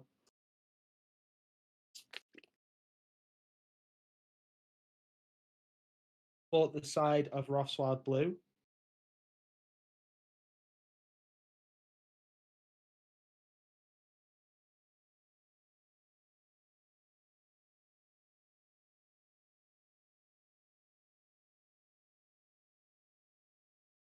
However, in saying that, oh, apologies, had a little bit of a sneezing fit.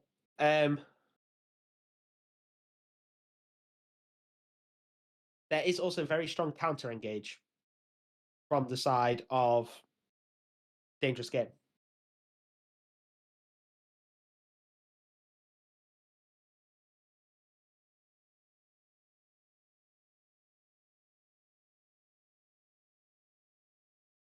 So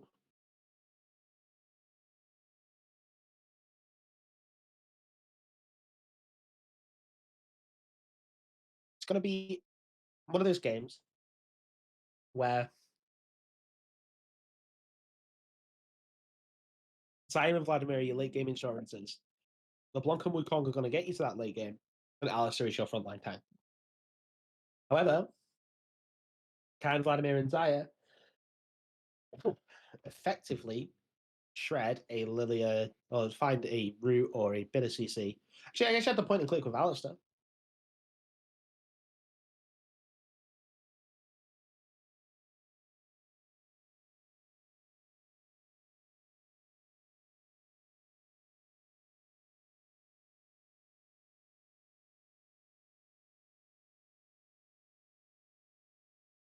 So it is going to be an interesting game. I think it's going to be who really takes the initiative and who really wants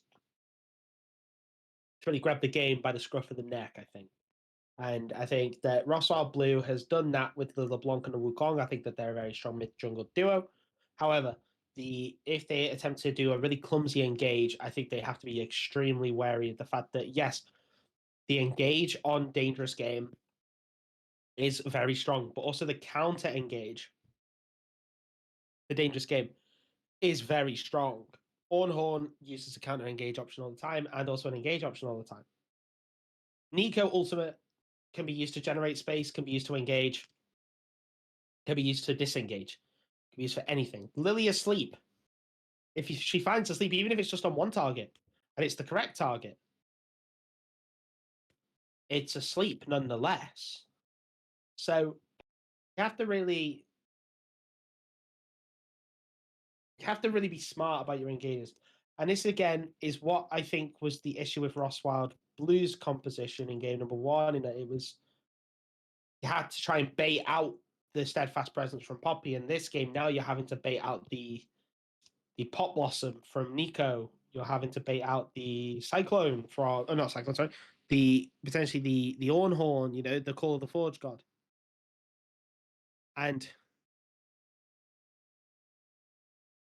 it is going to be just simply an interesting game number two as we very, very slowly head out from our bases with the home guard to what looks to be another 5 point from both sides. And an interesting point, I think, is the Unsealed Spellbook on Alistair. I think that Alistair, when you're the solo tank, I think that Aftershock is a little bit better. I understand that may come as a shock considering you have Unbreakable Will, but I think that just as the solo tank, you need that little bit of extra tankiness before your ultimate.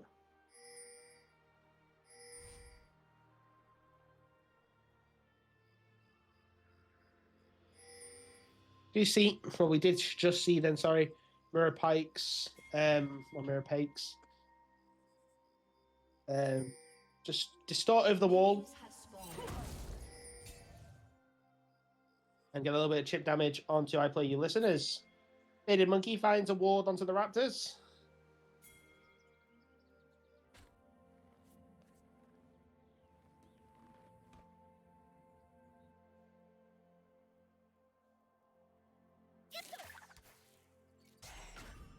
You see the Q from Nico.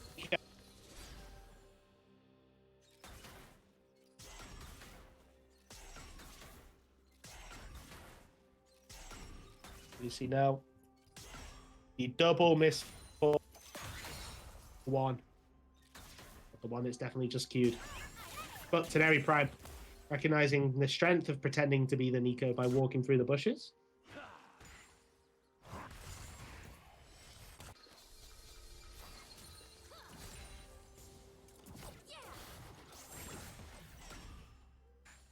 You see it again. I mean, level 2 for the Tristana, the pushing Tristana. It's normal, finds good, decent bit of damage on some Mirror Pikes. But Mirror Pike's not too fussed at 1 or 2 auto attacks.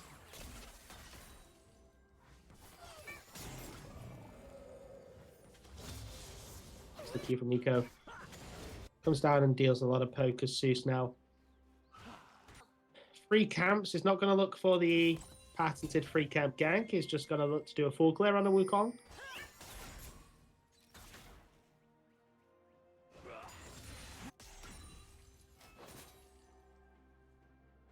You see. I mean, just a very, very slow early game, which is to be expected from both teams. They're both scaling into the game. They're both not particularly wanting to do much as Noct is just going to get poked out a little bit. You know, you just do a little bit of poking here and there. There's no real full-on commits from either team.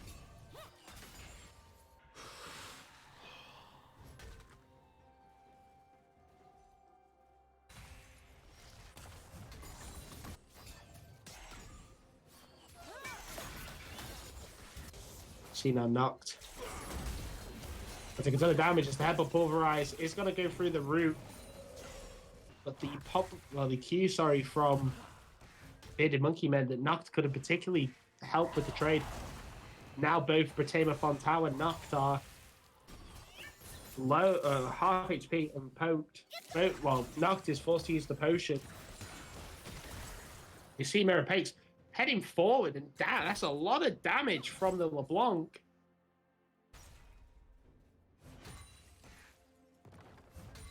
We see Lilia is going to pop a ward onto the Raptors. And the Raptors are going to get stolen by the Wukong. As Gasper mentioned, utilizing the fact that he is not a mana champ versus a mana champ. So you see, Zeus has been caught out. There's the dash and reads the flash. That was wonderful from Mirror Pikes. What the hell was that? That was crazy. That chain flash predict was criminal. As now the root lands onto Bearded Monkey, but Noct is going to be forced to barrier. The flash forward for the auto. The exhaust isn't going to help, and Teneri Prime finds the kill in the 2v2. I still can't get over that flash chain. That was crazy.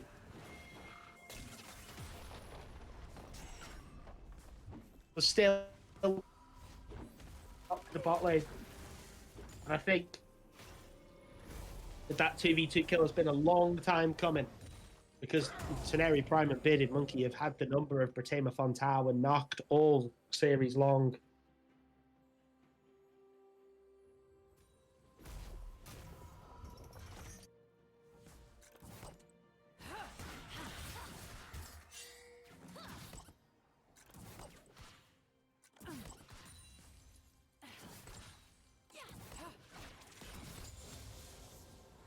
See now, level 6 is reached for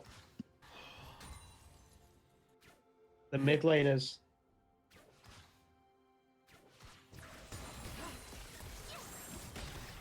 And Mirror Pikes has got to go in, finds a big chunk of damage. As Zeus is going to go over the wall, he's got to dash forward. There is the W from Tristana. Oppression. Running away. Manages to escape.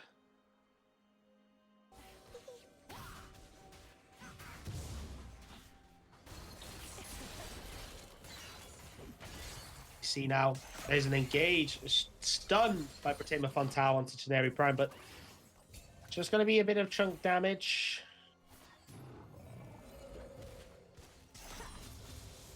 rather than anything big or special. It's not going to fire the Q or the Feather Daggers towards Teneri Prime. Teneri Prime just going to walk away. Expected his suppression, going to leap away.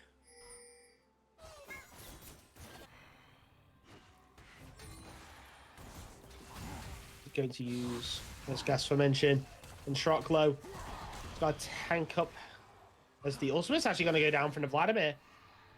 Not sure. That was a big commit. Or not.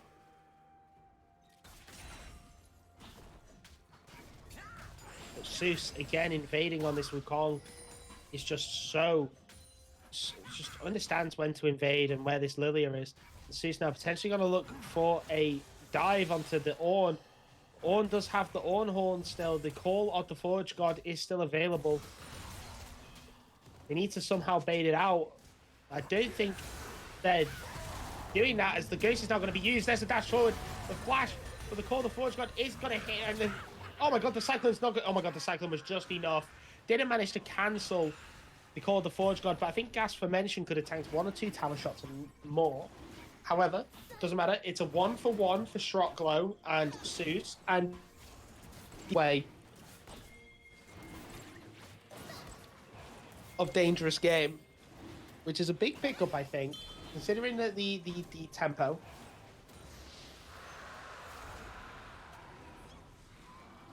As Nico as a minion, it's just got a base on a ward, well, on their own ward, I should say. It's always such a weird animation when they're basing as a minion.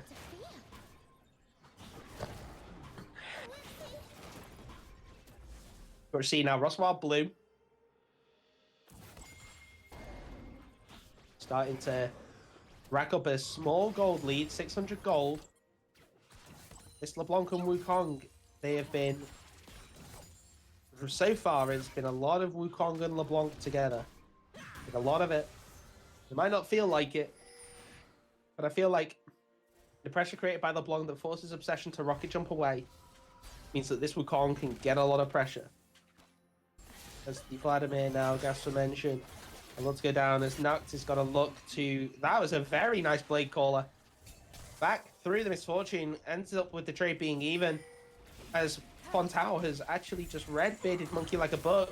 There's the Pop Blossom, but it's such a defensive Pop Blossom, and the Distortion away means that Mirror Pikes is not even stunned. Very nice, well played from this LeBlanc. As Noct is got a Blade Call, and that is an ultimate. Well, it's a Feather Storm for bullet time. And that was almost a solo kill by Noct, which would have been incredible to witness on this Xayah. Already, Misfortune, even though she's got the lead a little bit, starting to struggle into that Blade Caller damage.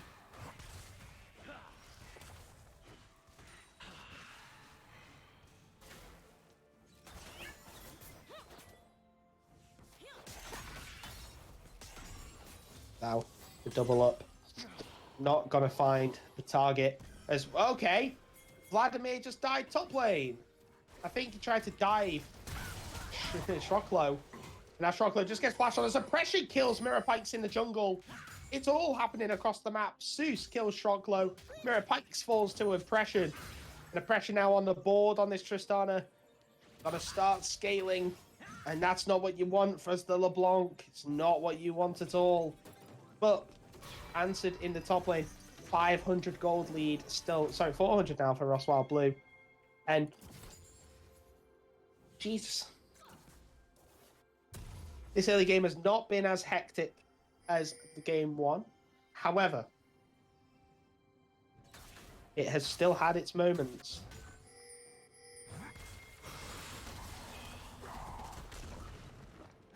So we're going to see Shrockler now. Starts to get a little bit more feisty with Gas Fermentation, because Gas Fermentation has that Cosmic Drive. However, the Spirit... Sorry, the... Yes, not Spirit Visage. Is it? It's Spirit Visage, isn't it? It's the small item. Sorry, the Spectre's Cowl and the Negatron Cloak.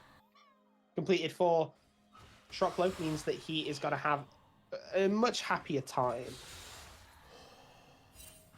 into the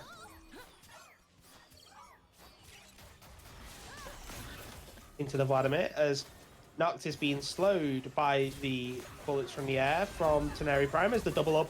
And there is the bullet time forcing out the flash from Noct. The Tamer Fontaine forced to use the Unbreakable Will. There's the root, and I don't think it's going to be enough. The bowling ball straight into another Q. I play you listen, picking up another kill onto Bratema Fantao. And we see now Teneri Prime and I play you listen taking the Grugs and the platings as Nico cloning herself as Oppression, as that is a very nice play, but Zeus is managing to clone himself. Oh, there's the flash Pop Blossom to follow the Wukong, but it doesn't even matter. The Nico just get pops like a balloon by Mirror Pikes on this LeBlanc. The TP coming in from Bratema Fantao on the Unsealed Spellbook. The Cyclone 2's coming in, and it's a double kill for Mirror Pikes. Teneri Prime now has been exhausted, but Oppression is hit. He's got a rocket jump in. Zeus is going to fall. The rocket jump onto Oppression. It's a double kill for the Tristana, and it's the rocket jump forward. Where is the Blade Caller? The Blade Caller isn't here. Teneri Prime has managed to find Bratema Fantao. The Blade Caller's going to fall through, and it's a triple kill for Oppression, and it's the same as the Hui game. One fight goes wrong for ROSWILD Blue, and now a triple kill for Oppression. He's got the Untal Wild Arrows complete. And now this is going to be such an awkward game for ROSWILD Blue to play. This is the Call of the Forge God. He's going to use it. There's no pool of blood to be able to dodge it. And there's so much damage coming down. There's just no anti-heal from Shrocklaw. So Gas for Mention just kind of tanks the entire combo, staying around the same HP. There's the Brittle. The pool of blood is going to be used. There's the Ghost. The flash forward by Shrocklaw. He's got to use his Q, but it's not going to be enough to finish off the job.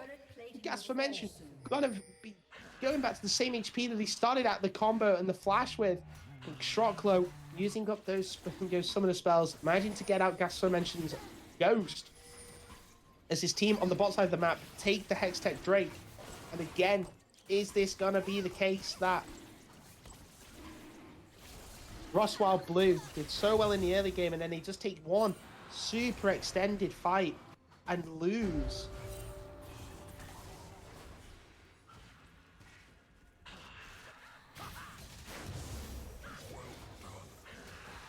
Oh, okay, I'm sorry. My brain watched it happen and registered. So Teneri Prime just died. Same with Nico. And so I play Ulysses is now on their own, rooted up, airborne, not even able to follow up with the root from the Xayah. The flash from the Lilia. She's so fast, thanks to her Q stacks. But so Sharklo died, so did Bearded Monkey, and so did Teneri Prime. I'm so sorry, I completely missed that. That was a very nice gang by Zeus, but never mind. Oppression is going to fall. Got to take the 1-for-1 in the top lane, as we see there's action everywhere. It seems as if it's the same. It happened in game one. There's one big fight. It opens the floodgates, and now both teams are like, you know what? The fists are coming out. We're just gonna fight. Screw it. We're here to play a game. We're here not to dilly-dally. We're here to play a game. And this is wonderful. As Mirror Pikes is gonna go forward, and I play you listen, almost falling. It's gonna hit the E onto the LeBlanc, and the LeBlanc is gonna get out with 1 HP. Now, I think that's not worth, because Lilia can just heal up from the camps, which means that this Herald is still a 50-50, and Mirror Pikes actually doesn't have teleport. So if in actuality, it's probably a net negative for ROSWILD Blue, because now Lilia's just got to clear. It's already back to full HP pretty much. And LeBlanc is now heading bot with no TP. So we are giving up the Herald. Too dangerous game.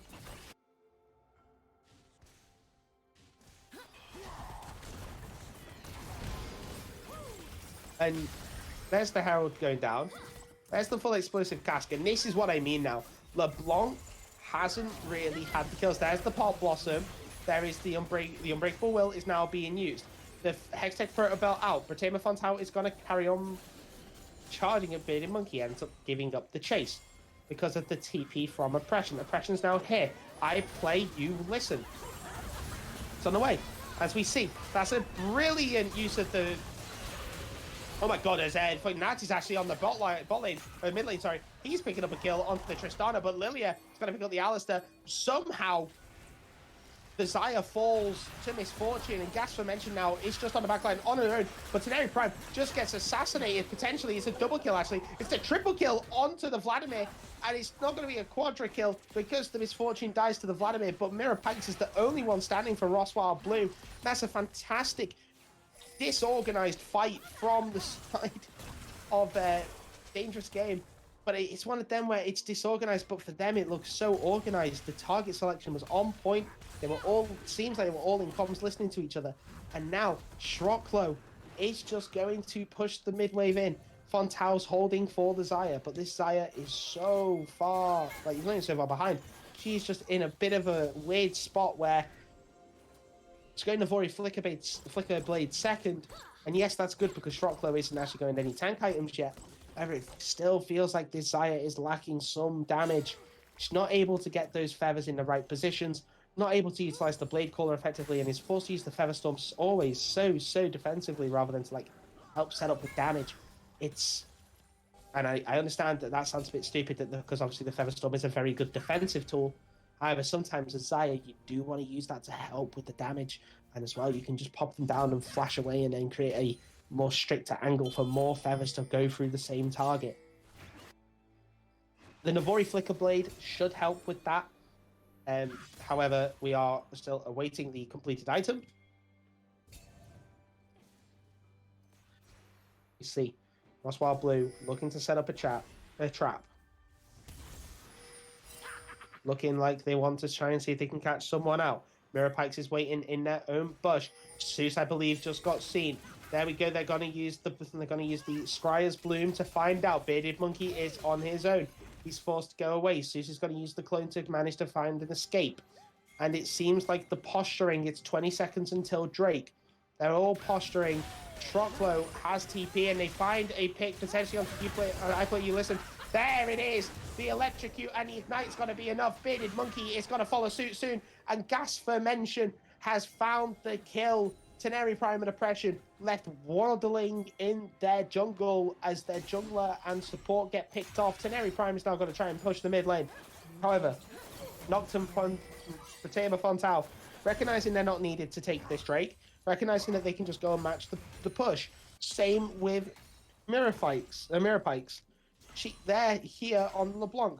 They're looking to cover Fatema Fontau and Noct inevitably give up, but they're gonna find Oppression. They're gonna walk straight in, and there it is. There's the flash forward, but a beautiful ultimate sends them away. It wasn't even a flash from Mirror Pike, sorry, it was the ultimate that they used, the ultimate to clone the Distort. The flash actually came out from Oppression with a nice little escape, but Oppression now has the IE and the Yuntal. I think that this game is iffy. I mean, yeah, this Tristana is looking very problematic. You see, Mirror Pikes, I think actually just stole that blue buff there. Actually, no, she didn't. And now this LeBlanc is very caught out and is gonna fall to the burn of the Lilia. This is very close. It is constant back and forth. Constant times you think, oh my god, Mirror Pikes on this LeBlanc has got to find a pick, and then doesn't. They survive with like a quarter HP or maybe like a sixth their HP bar. And then it's like, oh no, they've been caught out on the LeBlanc. And then it's back and forth in these fights. The Atakan going towards Dangerous Game. However, the tier 1 in the mid lane is going to be taken. Bearded Monkey going to be unveiled from their masquerading. As Noct is going to get hit by the ball. Is that going to be, it's a Drowsy. It's an E. The Featherstone comes out, but it's not enough. It's a root. It's a kill onto the Xayah. And Oppression gonna rocket jump forward. This bowling ball slow. And now Oppression has a big flash from Fontau, and it's a big cyclone off the 3. But the Pop Blossom is gonna also connect off the 3. The airborne and Teneri Prime shreds through them, but Wukong finds the Nico. It's just not enough though. It's only the support who falls. And Mirror Pikes, I Play You Listen, defeated lost the 50-50 minigame. No, she didn't. Never mind. I Play You Listen on this Lilia burns the LeBlanc to death. And the Herald is pushing in mid. This Gas for mention is just on the side lane, trying his best on this Vladimir to collect some gold for the side of ROSWILD Blue. But this, okay, the Herald did not get a third charge. I thought the Herald was about to get the second or third charge onto the inhibitor, but it did not. The wave has crashed into the tier 2 in the top lane, and this game now is, the tempo is on the side of dangerous game, when all game it's been so 50-50, so neck and neck, constantly shifting between the two teams. It's been so long since there has been such a clear tempo shift from one side to the other. It is gonna be rough for ROSWILD Blue, because now their face is 2 minutes until the next proper objective. Now, we need, what you want to see from ROSWILD Blue is this LeBlanc to find a flank on these team fights. Whilst this Vladimir has got them all with damage improvement. As I play you, listen, they're more susceptible to damage here. Oh my god, all the CC. There's the sleep, but it doesn't matter. The shutdown goes to the Xayah. The Xayah is flashing forward onto Generic Prime. Generic Prime's going to get shut down by Zeus. And now it's Dangerous Game's turn to just be caught out in the jungle. It is, and the tempo shift again. It's a pick in the jungle, as we see now.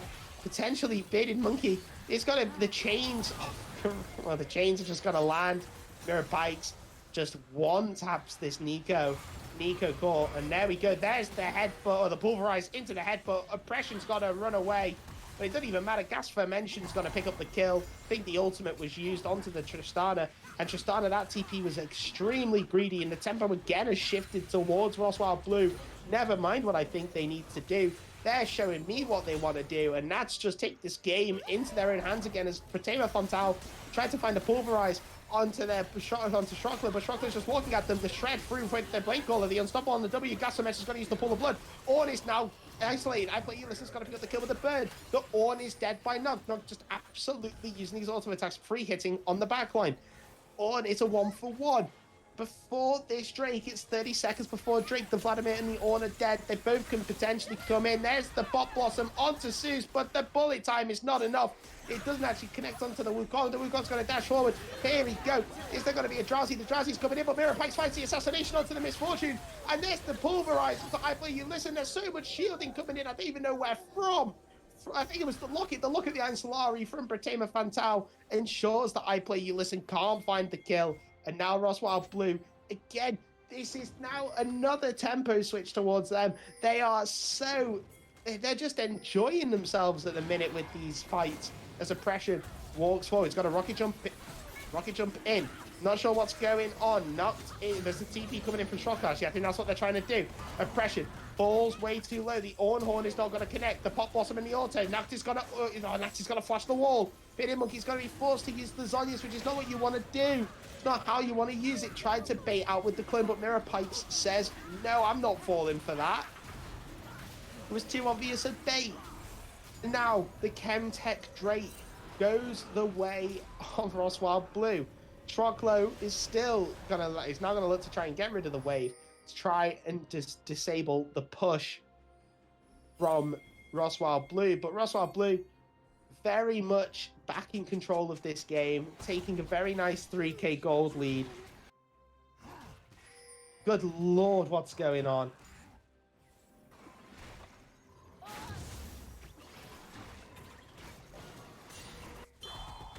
So now I play you listen on the Lilia, their champ that was banned game number 1.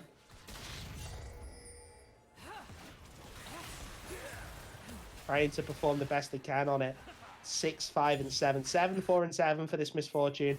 This Tristana is getting closer and closer to LDR.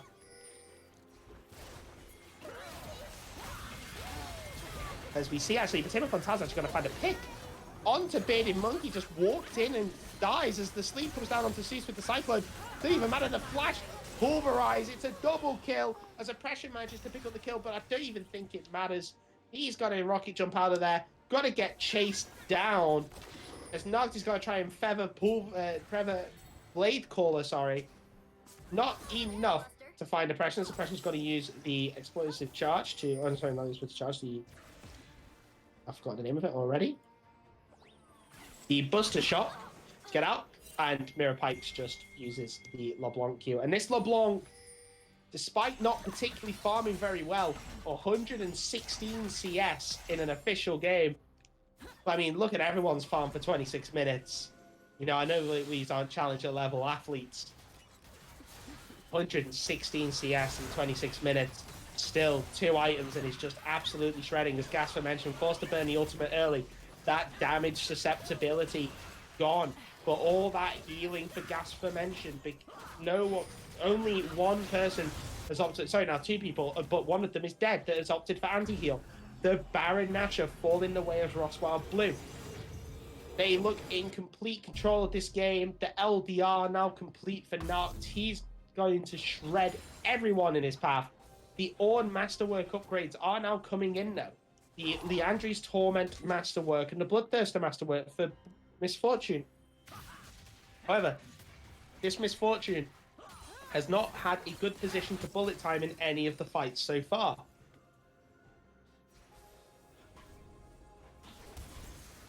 We are going to see if they can do anything, Can Dangerous Game. As Mirapikes is going to distort forward. Not going to find the route, but the redemption does come out from Bratema Fontal. He's just making sure his team is all healed up for this jungle and vision contest.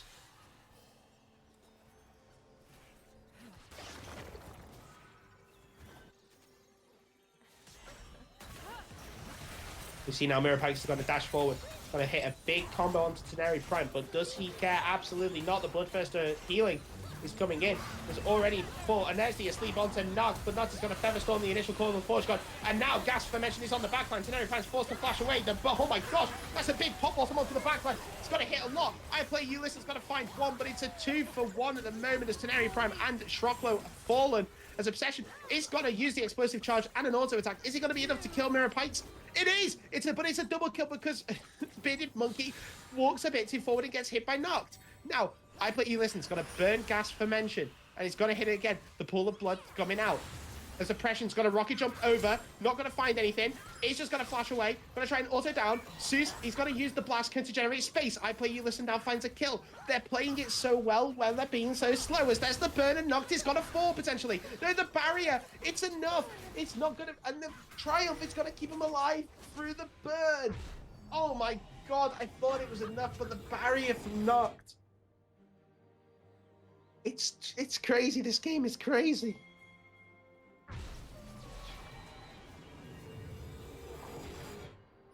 We have reached the point now where it's individual mechanics and individual sort of plays that are allowing this game to be really fun. And it's a 4K gold lead for the side of ROSWILD Blue. However, this game is not over yet, not by a long shot. Absolutely not at all. Bratema Fontal is on the flank, but they find him with the buffed up Scuttle Crab. I think is a crazy addition to the game, but Wukong is on the flank. This Wukong is potentially on the flank of Doom. Oppression is heading straight towards him as the Zeus has got to force his way forward. Going to get Buster shot out on the dash. But Bratema Fontal, that's the pop blossom. Is it going to be enough? Oppression's going to try and find the kill. He's going to rocket jump out. Going to try and fire away on the wall, trying to free hit. As Zeus is going to get launched into it, but it's going to find Oppression. Teneri Prime, not enough. And it's going to actually just use the Bloodthirster. It's going to keep him alive. I play Ulysses now on the side. It's going to use the Q and Mirapikes. It's going to fall. This is such a good fight. And Teneri Prime is forced to try and sneak the last stand in the push. Falls. It's a 3-for-3 in the minute. But the Vladimir can just do so much for free. I play Ulysses. It's going to go ahead and go forward. But Gas for mention, gonna be hit with the Q. The burn. Is it enough? The ball's got to hit. And it's, oh my gosh, with the healing and the anti-heal. Is it enough? Is the burn enough? No, it's not. The burn has stopped.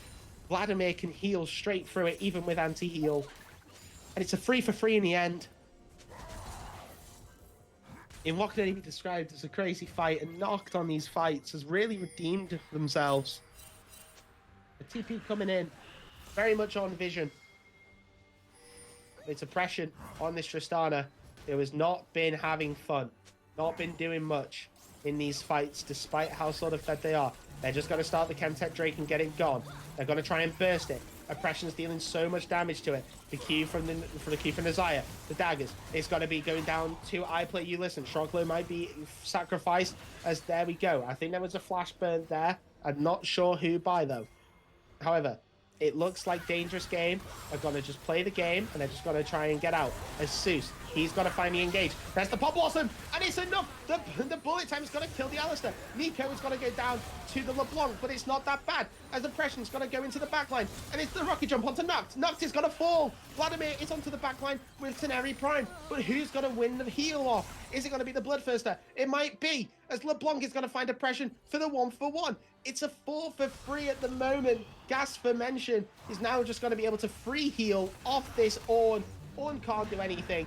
Has nothing really as the Call of the Forge Gods coming in. There's the pool of blood as Teneri Prime actually has managed to heal up off the wave. And it's not on the airborne. The knock up from Shroglo with the Jack Show extra resistances means that he falls on the Vladimir Gas for Mention, and Teneri Prime and Shroglo take the fight and make sure it's an ace.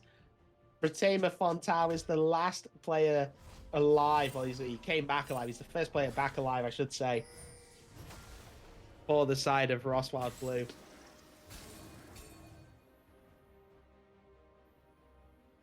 Good lord.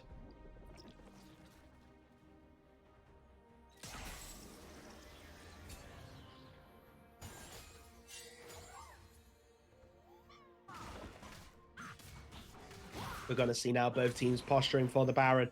Apologies, I was just taking a drink. They are going to... Are we going to see another big fight? Bearded Monkey.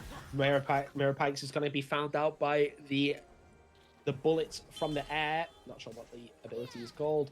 However, the Misfortune E is going to be enough to scout him out. Seuss on the side. Potentially, the pings are going down onto Oppression. You can see he's going to walk straight into a trap.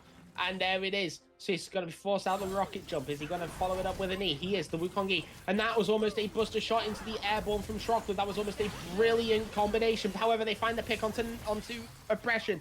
Noct using that Featherstorm to set up the feathers. And there's the route onto Shroglo. Shroglo's forced to go back. The bullet time to clear the wave. And then the Blade Caller, to root up Teneri Prime. But Fontau, he's also rooted up by the Nico. The bowling ball's got to come through. It only hits the Alistair. And this now is such a good position for ROSWILD Blue. The pings are going down on the mid lane from the side of Dangerous Game. As Mirror Pikes, he's going to look for a pick. The TP's coming in from Shroglo. It's only 4 seconds this time. LeBlanc is still hanging around. The Nico is still waiting. And there we go. The Nico's going to get potentially picked up on the side, but it doesn't matter. The blue, it's fine. She just finds the smite. The sleep's going to go down. As I Play You Listen goes into Zhonya's, but gets picked off. Mirror Pikes got to find the kill onto Nico. Teneri Prime is the next target. He's going to use the Make It Rain. He's going to use that to try and slow it down, but Mirror Pikes is one auto away from death. Now finds the auto. The Cyclone coming in. The dash forward, but Oppression's there. The flash forward from Fontau. He's not going to find anything, just ahead, just to pulverize. And it's the Seuss. The Shroglo coming in with the Call of the Forge God means that the Zaya and the Wukong, Nact and Seuss have picked up themselves. Gas for Mention. You tried to 1v2 last time. It didn't work. You got to try and 1v3 now. Probably not. But that is a lot of Barons falling. That's actually 4 of the 5 Barons falling. And the wave...